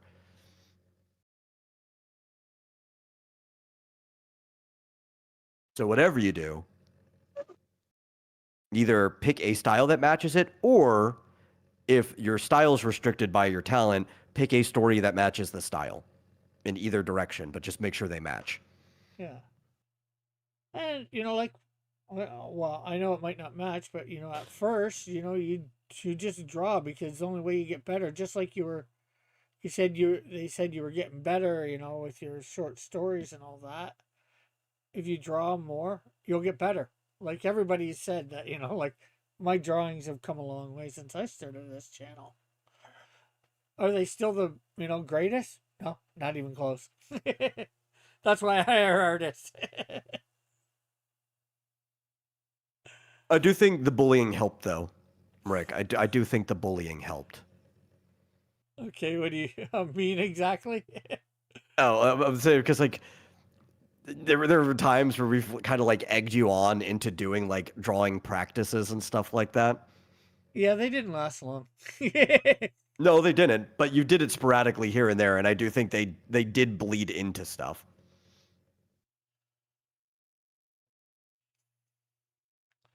But also sometimes we bully you about individual pieces and you fix them too. Yeah. Like, well, I wouldn't say it was bullying tonight, but I was gonna say like tonight. I mean, I did call him Igor. I think that's mild bullying. Playful, mild bullying. He's starting to look somewhat interesting, but you gotta add more detail. I gotta wait to see the drawing you're doing, the mashup of steel and the thing. Gotta wait till you add some more detail to see how it's gonna look. I think he's still trying to just get the form down at the moment. Well, I'd say most of the form. Does it need to be corrected? Yes. It's, I've got the basics, I'd say. Right now, I'm trying to add on a costume. What's, he gonna look like? How am I gonna merge, these characters and, for it to look.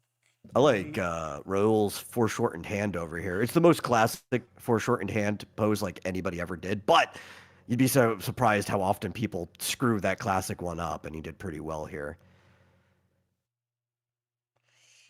Good curvy tribute there, right? Yeah. Another idea is I don't know if I should scrap this concept. I don't see a final place I can fit it.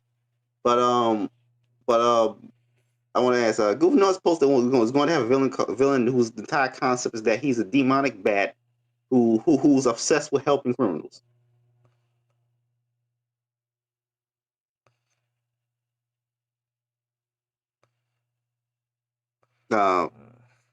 And so it's like he's like a bat, a creature that's like a mutated bat who wants to help criminals and just to aid criminals and then so like a man bat. Well, it's a bat mutated to a man-like thing, almost man-like thing. Yeah, I get that it's slightly different. It's imp-like thing. No, it's a bat mutated into this imp-like thing and wants to help criminals. Then he aids any criminal he comes across. Yeah, I'm actually gonna, well, not the bat part and all that. I'm actually gonna have a character that ends up doing that. She's a defense lawyer. So she goes out. So helps. I don't know if this that is that I thought I'm still thinking about. I've been for a long time thinking about should I scrap this idea? I don't think they can find a place where it fits. I'm just gonna tell you, if there's any character you're thinking about whether you should scrap the idea, just scrap it. Don't even ask, just scrap it. You gotta, because the thing is, you only have so much time, right? Fitting things in. Yeah. Maybe you could rework it somewhere else, but like if you're questioning it, clearly it's not something that's necessary for what you're doing, and just scrap it to save room for the stuff that is. Yeah, and the thing is, just put it on the shelf. I'd say, or put it on the shelf and focus on, right now I'd say focus on the first issue of something, and get it done as the best as you can, to get eyes on it. Because once, as Metal said, if you have something a little bit more physical, people are gonna more likely respond a little more to it. Right, Metal? Well, I mean, tangible. I don't know if it has to be physical, but something they can actually interact with. Digital, I think, still fits in the realm of tangibility. Yeah, and that's more what I meant, just by physical, like something that they can see, a story concept. It needs to like exist in a fulfilled form.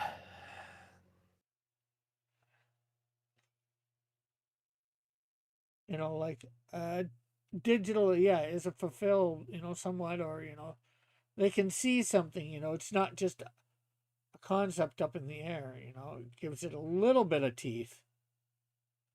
Okay, I've been thinking about writing a short stories set in this main super universe, but should I do that? Let's write a short story, like a purely textual. Yeah, and sure. then Prose is great. Like I mean, with X Miss Chaos, I started with prose. and that got plenty of views when I originally put them up. Like people read it. I said set in the universe. It's not going to star superheroes. It's going to be set in the universe. No, that's fine. Yeah. It doesn't matter. Just write something, Put a short story up. Yeah, because again, it gives somebody something people to read. And yes, are there going to be people that don't like it? Sure.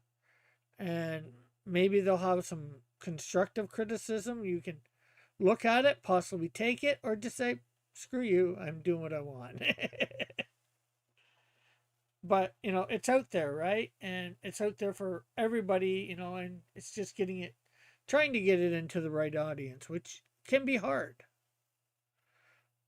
Like one of the right audiences for me, is churches, and it's hard to get stuff in churches or other Christians, in front of other Christians, because most people, if not all, that I've said about this concept, of the Christian superheroes, they're oh that sounds awesome, and tell them a little bit of the story, and then when I can show them a book, they're like, oh wow.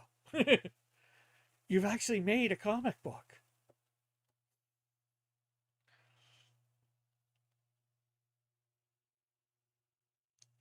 So, yeah, I definitely would suggest, in whatever way you can get it out there, whether it's just a written story, put that out there. Find out who is the audience for it, You put it on a bunch of different places, and like I said, some people will say, take this off, or we don't like this, or whatever, and you say, okay, fine.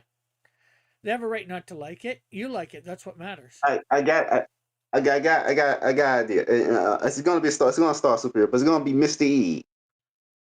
Yeah.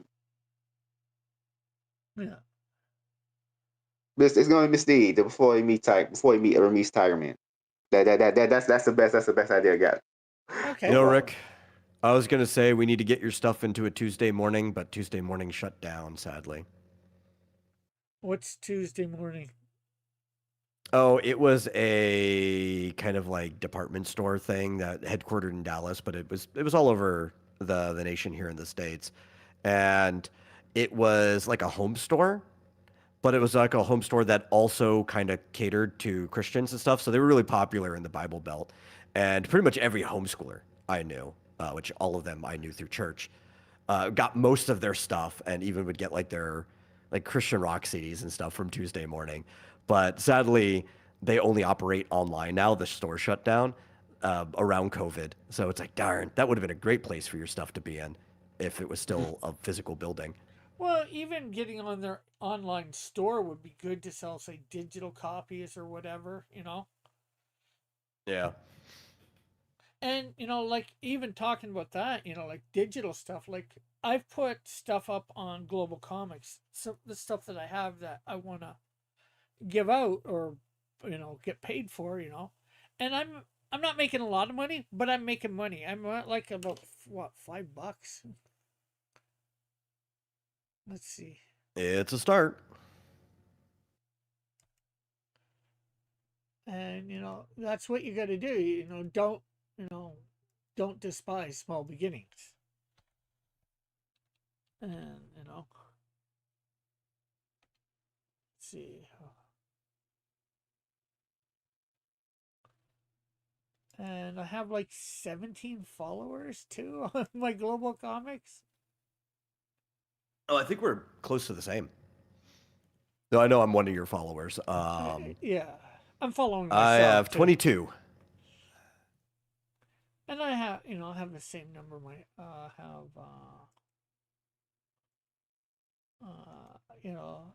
I'm slowly climbing up there. Open. Open. I know. I got the wrong thing there. Mark all as red. I think a lot of these followers are what I would call anonymous users. They're people who haven't filled out their profile. They just use Global Comics as like a store, right? So you have people that will just have a string of words that the site generated for them because they did not change their user. So you'll have like inventing rugged nurse, or what's another one? Revolving tranquil academic. It'll just be a string of 3 words. and that is a good chunk of the followers. But it makes sense that a lot of people would stay in that position. No, what's it called? No profile image or anything like that, because a lot of people only signed up for the site after bigger things like Image and DC and everybody started selling their stuff there, Yeah. Like, and they're finding other things to read while they're already there. yeah, like I've got $4.89. I believe that's American, but $5, and all I did was upload my stuff there. A lot of people seem to be into Snowdrift, that's for sure. Like,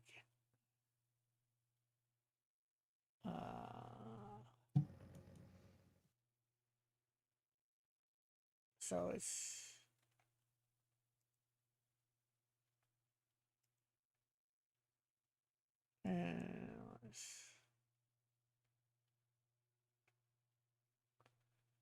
And so far, I've had 216 visits, 190 unique readers, and 1,391 pages read.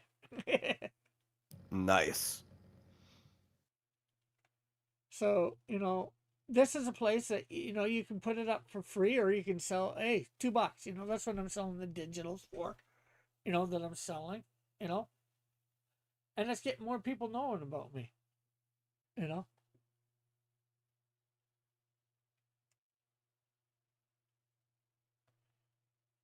Yeah. Global Comics is not even close to the place where I've been read the most, but it's still nice to have. Yeah, it's nice to have that.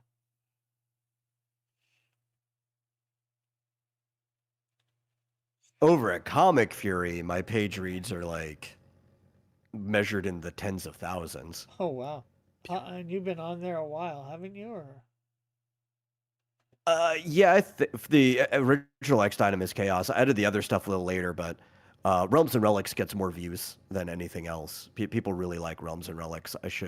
I need to prioritize as far as like what's the next thing I'm doing. Finishing chapter 1 of On Tour with Mitch and Sandy, because I know people like that even more. But I should probably rotate into doing chapter 2 of Realms and Relics after that.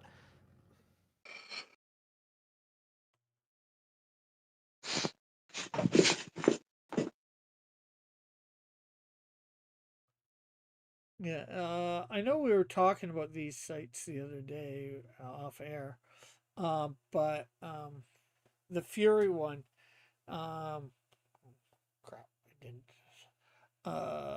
That's the one that's like purely free webcomics that we were Yeah. talking about. Yeah, that's what I was gonna ask.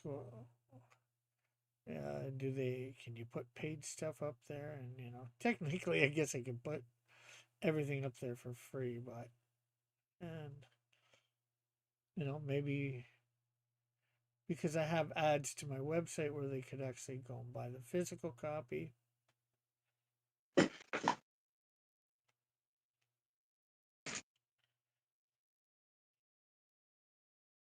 But I think aside from my own site, that's probably the one where I get the most views at.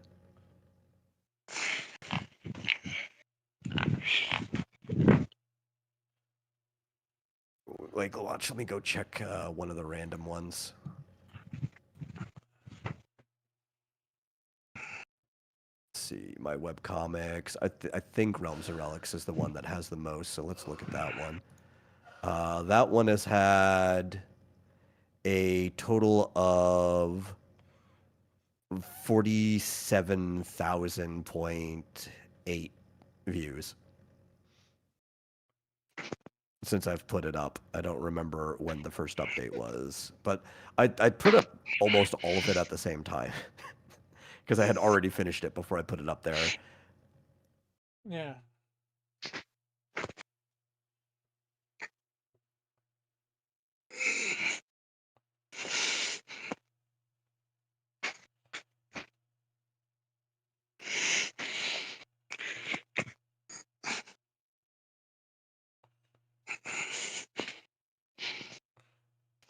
Most of the time with that one too, it'll be dead for most days, and then I'll see like a spike on a day where Several people just end up reading through all of it at once. Has anyone here tried using the story circle? Because I found that it creates it's good for it's good for two things: escalation and Chekhov's guns. Nope, never tried. No interest. I've never even heard of it. I've known about it for years because I watched Savage books. A lot of writing YouTube videos. So Yeah. No, I actually studied and took creative writing classes, so I've got my own methods that are based off of traditional methods. I'm good. Yeah. yeah, but it's great for those two things. I would not consider using that for every story, but for certain things where it works best. Yeah, I'm sure. Apparently, one day back in February when I wasn't looking, I had like 513 visitors in a single day. Oh wow. Oh, and Truly update this more often. Raul, when we end, if you can stick around for a minute, I think Metal would like to talk to you for a minute or two. Oh yeah, I forgot about that. I hope it's good news. It could be. It depends what you're into. Sounds good. Last time I was not Rick, some other radio place or station. Some guy was like, "Do you have a problem with me?" I hope it's not. That's all I have to say. I got a bone to pick with you. I didn't do anything bad. Oh no.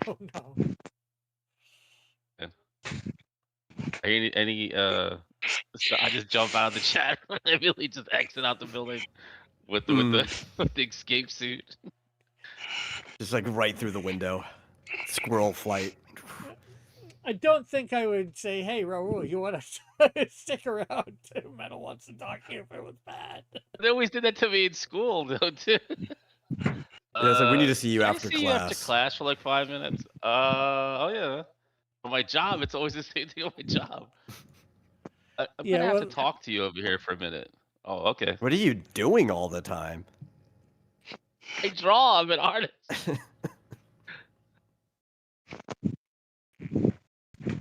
I know. Apparently, you're getting in trouble a lot. Yeah, now you know. Now you know.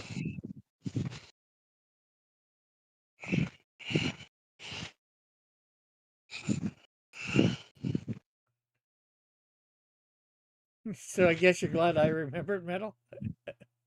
Oh yeah, I completely forgot. And I've been zoned in on a lot of different things in between then and now. Yesterday and today. Yeah. There's a lot of time passed. Rick, it's been that like I don't know when that conversation happened, but we can estimate it's been about 24 hours. Actually, technically, it's a lot. A lot happens in 24 hours. True. Actually, it's been over 24 hours because that was after my show yesterday, which ended at about 8, and then that was and I think we let each other go around 10, so somewhere around 8 and 10 my time. Listen, Rick, in between then, I've exercised. I've drawn like 5 or 6 different pictures for different things. I've had to do chores. I've taken the trash out. I've played Genshin Impact. A lot has happened in my life. Yeah, okay? I saw you playing that earlier. Just before I came on, go live. I still don't get these games. These mobile anime games. You don't have to. Anime style games. Unless you want to play. There's not much to get. Yeah, it's just way to have some fun, and bloated. It's just bloated. An RPG basically, right, Metal? And they. Yeah, more or less. And they try and do a little Loaded bit. story. Not characters with set skill sets. Set skill sets, but the game's not built around one. So what? Like, huh? Well, okay, so the fun part about Genshin specifically is the elemental reaction system.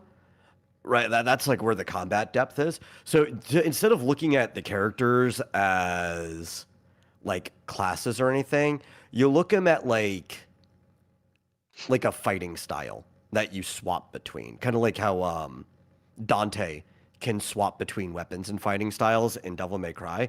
Each character is the moveset. So you swap between several characters in a party when you're playing to use all of their stuff in combos in conjunction with each other. So it's actually more like a action fighting game than anything else. And because there are so many different directions that the elemental reaction system can go, there are different ways that you can set up your rotation to get what you want out of it. Even the same reaction, right? So there's vaporize, which is when you have hydro and pyro together, but there's two directions. So they're both technically vape, but people call them vape and reverse vape. So it depends whether you do water and pyro first and then fire, or if you do fire first and water. And you will get different damage depending on the way your team is consisting, depending on which direction you go from. If you like action games, it's a very deep combat system. But the thing is, if I'm playing a game with it where I'm playing as a defined character with a defined skill set, usually the entire game is built around that one skill set. Like for example, Metal Gear Solid. The games are all based around Solid Snake sneaking around. It's not, Well, the the, games give you and a lot of options. You know, technically, if everyone's dead, that is stealth too. So a rocket launcher is a very stealthy weapon. or like Hitman's even more so leans on stealth than Metal Gear. In fact, I did like an entire explosives run in Snake Eater because again, if No, but everybody's dead, you pass the stealth check. and Metal Gear and wait and Metal Gear Rising Revenge. This is all about playing as a cyber super soldier slash stuff. A cyber source Oh mode yeah, slash dude, I stuff. love Revengeance. It's such a fun game. Yeah, or like playing man's like playing Hitman. Hitman even more stealth heavy than Metal Gear Solid is. Yeah. But it's like more like or like yeah, but I'm not gonna swap between multiple play styles in a single game with single defined characters. Yeah. But at that point, I'd rather just play a customizable character who can have any skill set. Oh, that's fine. You don't have to get it. These games aren't for everyone. They are for a huge chunk of people. They're super popular, but they're not for everyone. Nothing's for everyone. Yeah. Oka says, Raul, are you putting Batman and Bishop together? And Metal answers, he is. I like. You like what?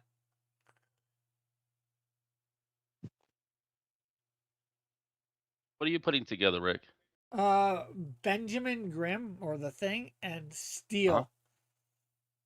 Yeah, Rick. I mean, I always thought you were good, but you're getting really good. I thought that kind of reminded me of like a Frank Miller drawing, like the power, all of it. Yeah, It was really good. Let's see. Sin City, Frank Miller, Batman. It's got that kind of style. I like it. Let's see. I'm not sure who did this. Open with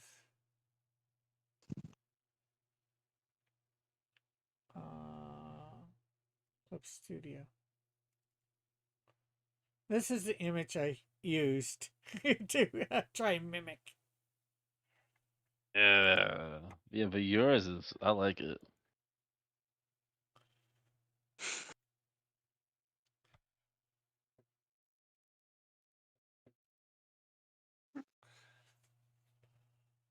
Some things for you. I like. You don't give up. You just keep doing it. Yeah. Well, right now I'm just more. I would have ended a little bit ago, but I want people to see you finish yours.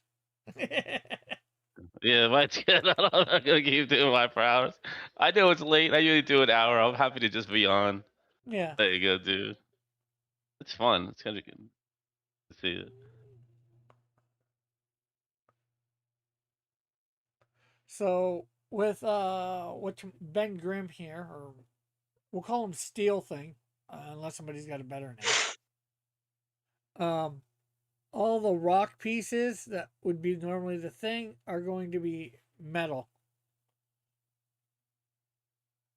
I don't know what goes underneath. Of course, I tried to do the Superman S. I gave him shorts. Call him the Clink. The clink, maybe. He's got to be clinking around all the time with all the what will be a pile of aura.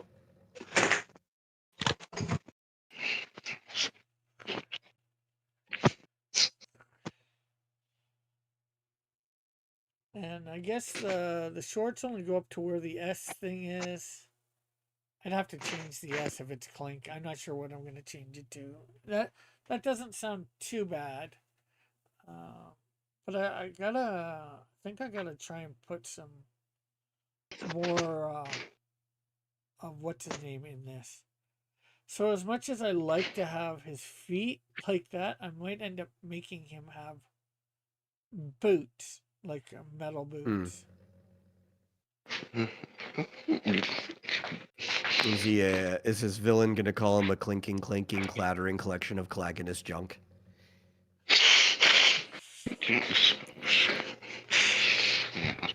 Uh, Outcast says so. We have Steel Grim and Dark Bishop. I actually sort of almost like that. For the thing here, but I think it'd probably be a better Grim Steel. What sounds better, Steel Grim, Grim Steel? I like Grim Steel more just because it makes it seem darker.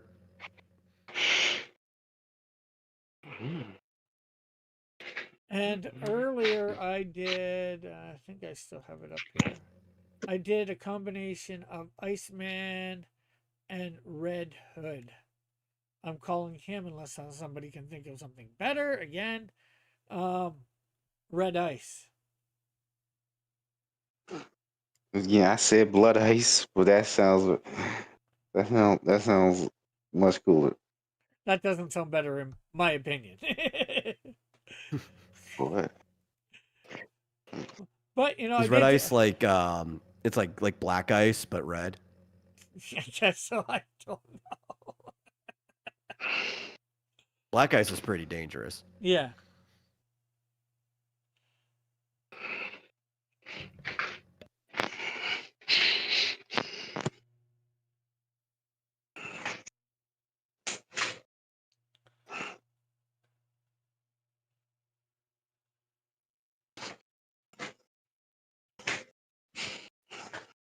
I saw a video of somebody with a flamethrower getting rid of snow. I'm like, oh boy, I hope you're ready for some black ice. That's the worst way to get rid of the snow in your lawn, in the driveway and everything. Well, So what you is just what, get what is black ice? I know what dry ice is, but what is black ice? That of soot mixed with ice. No, black ice is no, basically very thin layer of ice that is extremely slippery. You can't really see and it's it. basically transparent. Yeah, it's like Yeah. it's Oh, invisible. And it's It's over super like dangerous. the Concrete. road, you know, oh, asphalt and all that. That's what. oh! I can I imagine because you can slip, and you can easily crash a car like that. But Yeah. I wonder why you call it black ice. With that's a Because it's kind of over a dumb pavement, name. right? So because Oh, it's invisible, the pavement makes the ice look black. It looks the same color as the rest of the pavement.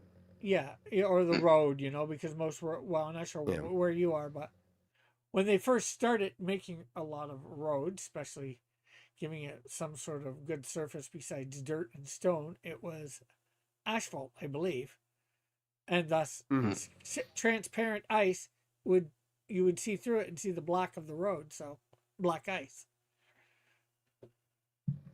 It's super dangerous, especially like really, really late at night coming home from like holiday parties or whatever, and people aren't necessarily in the most like astute attention anyway. But it doesn't matter. You could be completely sober and it's fine. You would still miss it. And maybe, just maybe, you would get a reflection off of it at the last second as your headlight hits it, but that's already too late to react to it. Okay, it says, I will have red ice bartender. Yeah. A red ice does kind of almost sound like a drink. Like oh, this would be disgusting because like you don't want to add water to it, but like a Shirley Temple on the rocks or something. I have the else. Goodbye, everybody. Okay, later, Bye Fitzjojo. bye. Thanks for coming by.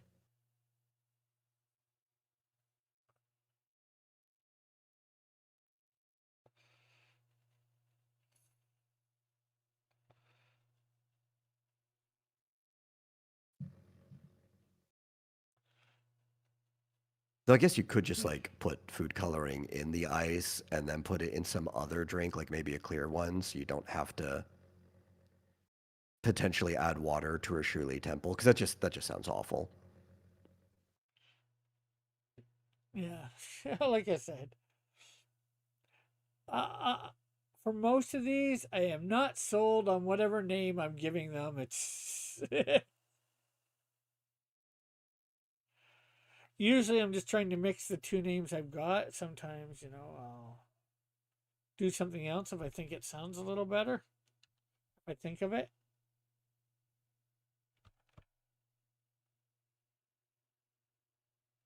So, like I said, if anybody can think of another name for these, like it'll get saved, but I'm not sure whether you'll ever see it in my comics.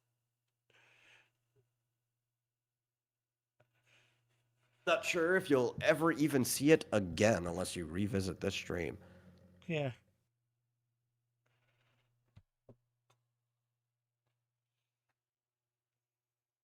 Of course, knowing you, that sometimes you just go on rambles where it's like, oh, let me show off this folder of things that we made last year because we haven't talked about it in a while. Yeah, this is true.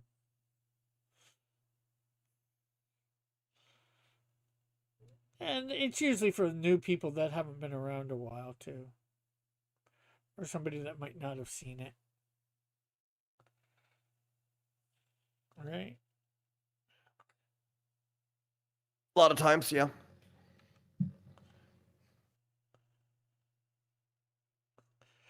And I have a lot of stuff that a lot of people haven't seen. I think most of my people here have seen pretty much everything at the moment. But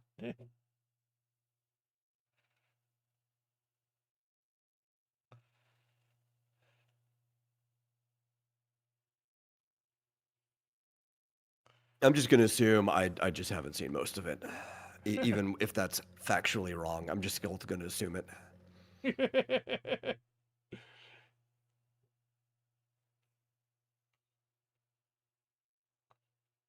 Just be like that guy from Hogan's Heroes. I see nothing, I hear nothing, I know nothing. Yep. Plausible deniability, baby.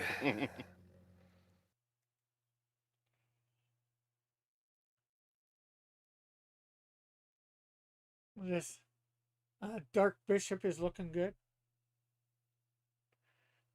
Yeah, the bishop. Yeah.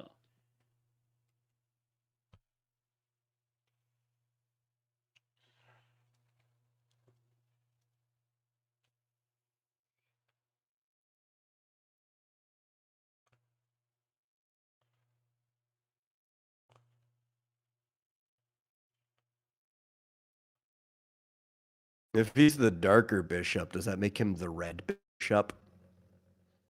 Because we always say black and white when we play chess, but technically the black side is the red side.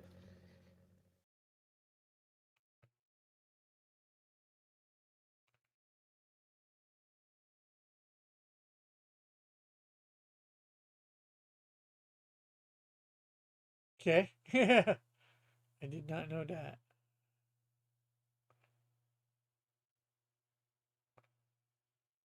There was a real red side because when DC did I think it was the New 52, or was it in Smallville? They had the the red bishop and all that, for checkmate.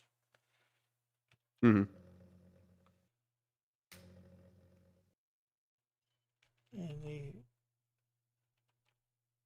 think it was Smallville because Martha Kent became the red bishop.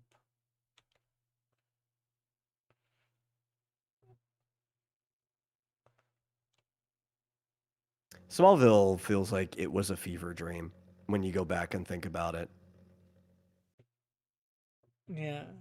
They were doing all kinds of weird things there. Well, the main thing is like, oh, kryptonite gives everybody powers, except Clark. But why? That's the real question. But why? Who came up with this idea? Why? Just because they could, some way to give, some way of being lazy, as Stan might say it. It could just be a way that, they get powers because they interacted with kryptonite in water, so now they can breathe underwater. Or something stupid like that, or control the water. Listen, I already hate kryptonite as like a plot device. I think it was always bad. But, Yeah, sometimes people can find ways to make it even worse. I think it originally came from the radio show, actually. It did, yes. It did not come from the minds that were actually regularly working on Superman in the comics. It came from people who were rushing even more than the comic creators were and trying to find some way of making an interesting story with Superman because they kept running into walls where it's like Superman was just too strong. We need to find a way to weaken him. Yeah. But I think if you strip Superman of his powers or give him a weakness that does something like that, even if it's poison, like it was actually closer to poison originally, right? Like it actually crippled him down to the ground. But I think instead of doing something witty and making Superman have to outthink the situation, maybe his power isn't the solution on its own, but you still want him to use his power in some way with the solution after he figured it out. They're like, no, we're just going to take his power away. That's what we're going to do. We're gonna make this character less interesting for an episode.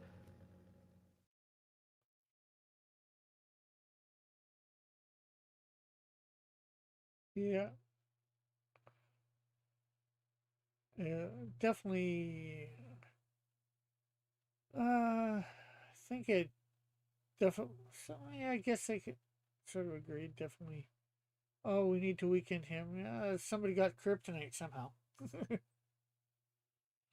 Batman carries it in his utility belt for years now. Yeah. Well, Lex got, that was the only interesting one where Lex got cancer, and there was a chance that it came from the kryptonite that he carried on him all the time. yeah.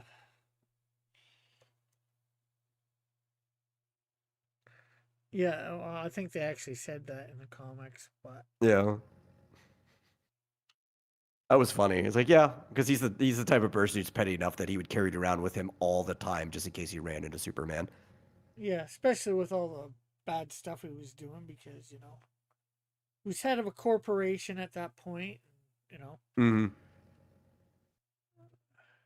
You'd think the way he was carrying it, he'd be smart enough to have it properly insulated from radiation like Batman's utility belt, to where it basically doesn't exist till he pulls it out, but apparently not. Especially with, him being really smart. That was really dumb. Yeah. Like, you'd think already he'd be wearing a lead-lined, like, suit anyway, because, like, why would he want Superman to be able to see through his suit? And it's like, well, you know what lead's really good at? Dampening radiation. If you'd had, like, lead-lined pockets, you'd think, like, the kryptonite radiation wouldn't give him cancer. Apparently not. No.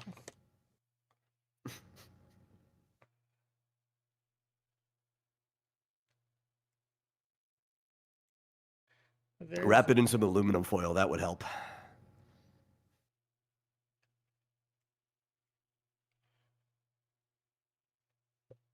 He'd be like, it almost looks like he's pulling out a snack, right? Starts uncrusting the aluminum foil. And he's like, oh, what you got there? A treat? It's like, nah, it's kryptonite, and shoves it in Superman's face.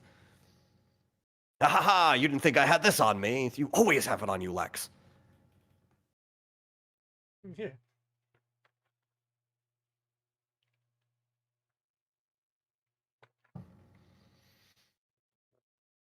Hello, Hey, Matthew Matt. Krieger. How are you?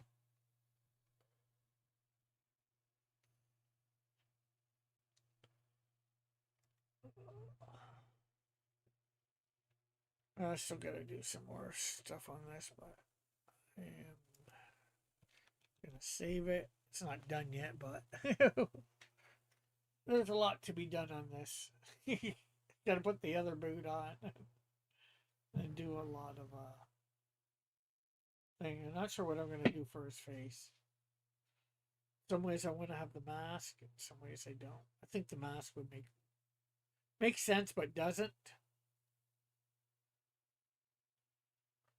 Especially if it's all rock already.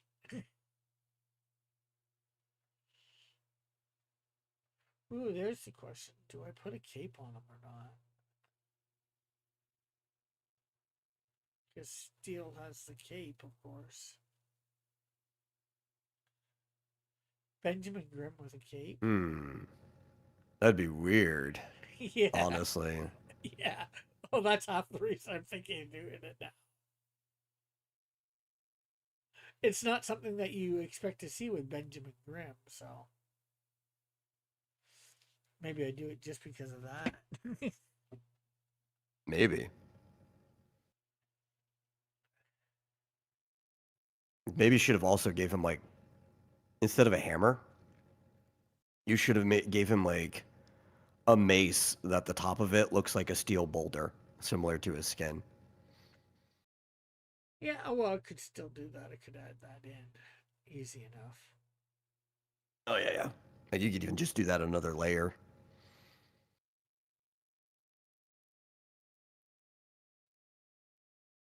Then erase everything behind it. Yeah. Or even just white behind the layer, and you don't even have to erase.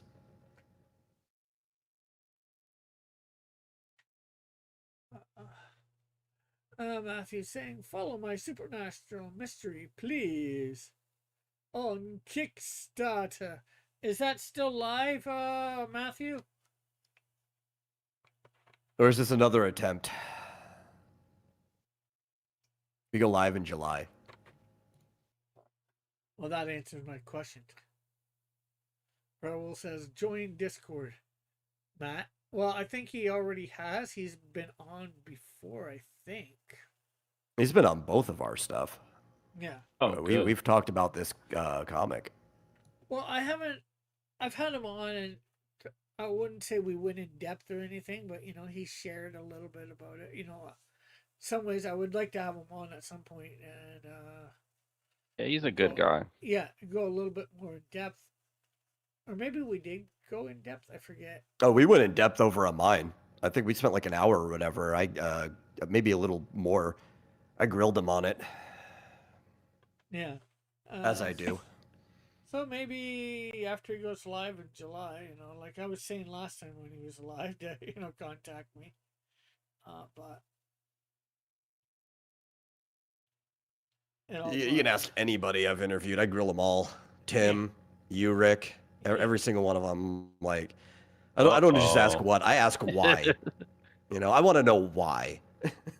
Yeah, well, the first time Tim was on here, and he was promoting his comic, he got grilled by you, me, Dillard. Oh, no. He was like, oh my goodness, what did I get myself into? But he was a good sport about it, and he learned from it. He went away learning, okay, I need to think about all these questions that were asked, Some of it I think he came up with a little bit on the fly, but he's like, most of the time, I don't know. Not that I haven't said that a lot, too, about certain things, but... Rick, you say that when we're working on your stuff, I have to grill you. This is true. Yeah, but this is... maybe I was going to say minute details. Well, I guess it's not minutia or whatever. I'm not sure how to say it, but A lot of times it's not the minutia. Okay, the minutia, I'm just like, whatever, we can move on. That doesn't matter. Sometimes just like motivation, like the stuff that actually matters. I'm like, Rick, we need to get this solved. Like, I know you don't know what was going through your mind back then. It doesn't matter. We need to solve this now. yeah. Come up with a new answer. It's going to be the answer. Matthew says he has 1 page done and 33 followers. Well, awesome. Nice. Oh yeah, he did put the link. I was going to say put the link, but he already did. X-Men Batman. Bishop. Bat X. You know. Well, you have to send this and your Hawk one from last week later. I might get some more done on the pages. Oh, he said 1 page left. I mean, oh, okay, cool. Yeah, he said 1 page from done. You missed the Oh. from, Rick. Well, that's normal for me. Missing words. Oh yeah.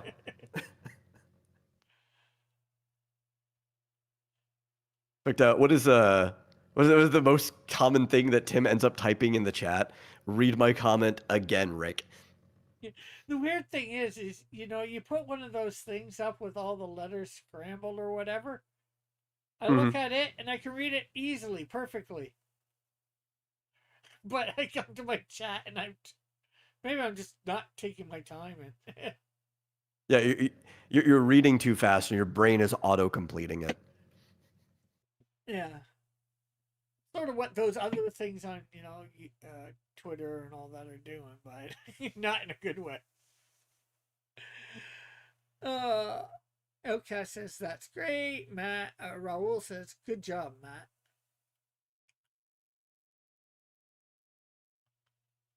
Okay, is it me or are you not drawing anything anymore on that? I'm done. Oh. Okay, I think he was expecting some spotted black on the other side of the cape or anything and was waiting for that to happen. Yeah, it's like. Wait, you're thinking too far advanced. Or even underneath, his butt, the cape under there, some block on there, under there. So then I'm realizing, okay, this has been like this for a few minutes. Is he done? No. See, I would have been lazy since that 1 section underneath like the thighs and everything. I would have just spotted that whole thing so I don't have to like deal with that in color or something later. My mind would be like, that whole thing's in shadow anyway. It doesn't matter. Well, good job, of course, always, Raul. Oh yeah, it looks great. But we've been going about 45 minutes later than normal. So I think I'm gonna end. So, Metal. Yep, it's past Rick's bedtime. Yeah. Anything you would like to promote, Metal? Yes, I will drop the usual link. People can find my comics and stories over at xdynamuschaos.com. There we go. Bunch of fun stuff. You can get lost in there for hours if you haven't read the content before. Cool, as always. And Raul, anything you want to promote? Drop Zone Gaming Hour on Roku exclusives, and then Late Night Art Attack, and then go to megtv.com to get the shirt, the Drop Zone Gaming Hour. Do you have a link for that, possibly? Oh, I have no links. Okay. I have to get links. Yes, get links. Links are always good. You need to link, especially the ones in Zelda. Yeah. So yeah. Well, thank you, Raul, for coming on. Thanks, Metal, for coming on. Even thanks, Choser, for coming on. Thanks for everybody in the chat for coming by and participating. It's great having everybody here. I hope you liked everything. Did Raul leave? He was supposed to stay. Yeah, he dropped out. Raul, if you're hearing this, come back in the Discord to meet with Metal for a couple minutes. Anyways, yeah. If he's busy, it's fine. I can get him some other time. Yeah. Of course, I will be on tomorrow night, and we will be drawing up Metal's character Patty from the Bodacious Battle Babes of Bikini Bay. It's the Bodacious Bikini Battle Babes of British Bay. I got some of the words correct. Yeah, they were in there. Maybe not in the right order, but they were there. Yeah. So, and then, of course, Thursday night, we will be doing 90s manga, and Metal will be a guest host. And, of course, we will still have Alpha along with that as well. I got to figure out how to set that up so they can both be seen. But it is what it is. Mm-hmm. That's my problem for between now and... They don't need to see me. You know, I could just be a distant, defaced voice. You know, you just put like a little icon on the screen for me. Yeah. Okay. Yeah. Well, all was gonna do is show your thing on Discord. You know. So yeah. Hopefully everybody can be there. Check that out. Metal was the one that helped me put these ones together this week, and he'll be doing it in the future for some other decades of anime. So hopefully you guys can all be there for that. Anyways, again, if you haven't yet, go check out my my link in the description to if you want to donate some money to Cross Comics. It's done through Square, so I don't get any of the information. Just it's all done through Square, so it's just a donation. Eventually I'll be using them for my site. I gotta figure out how to do that. Anyways, bye for now. God bless. Love you all. Have a great and wonderful day, night, whatever it might be for you.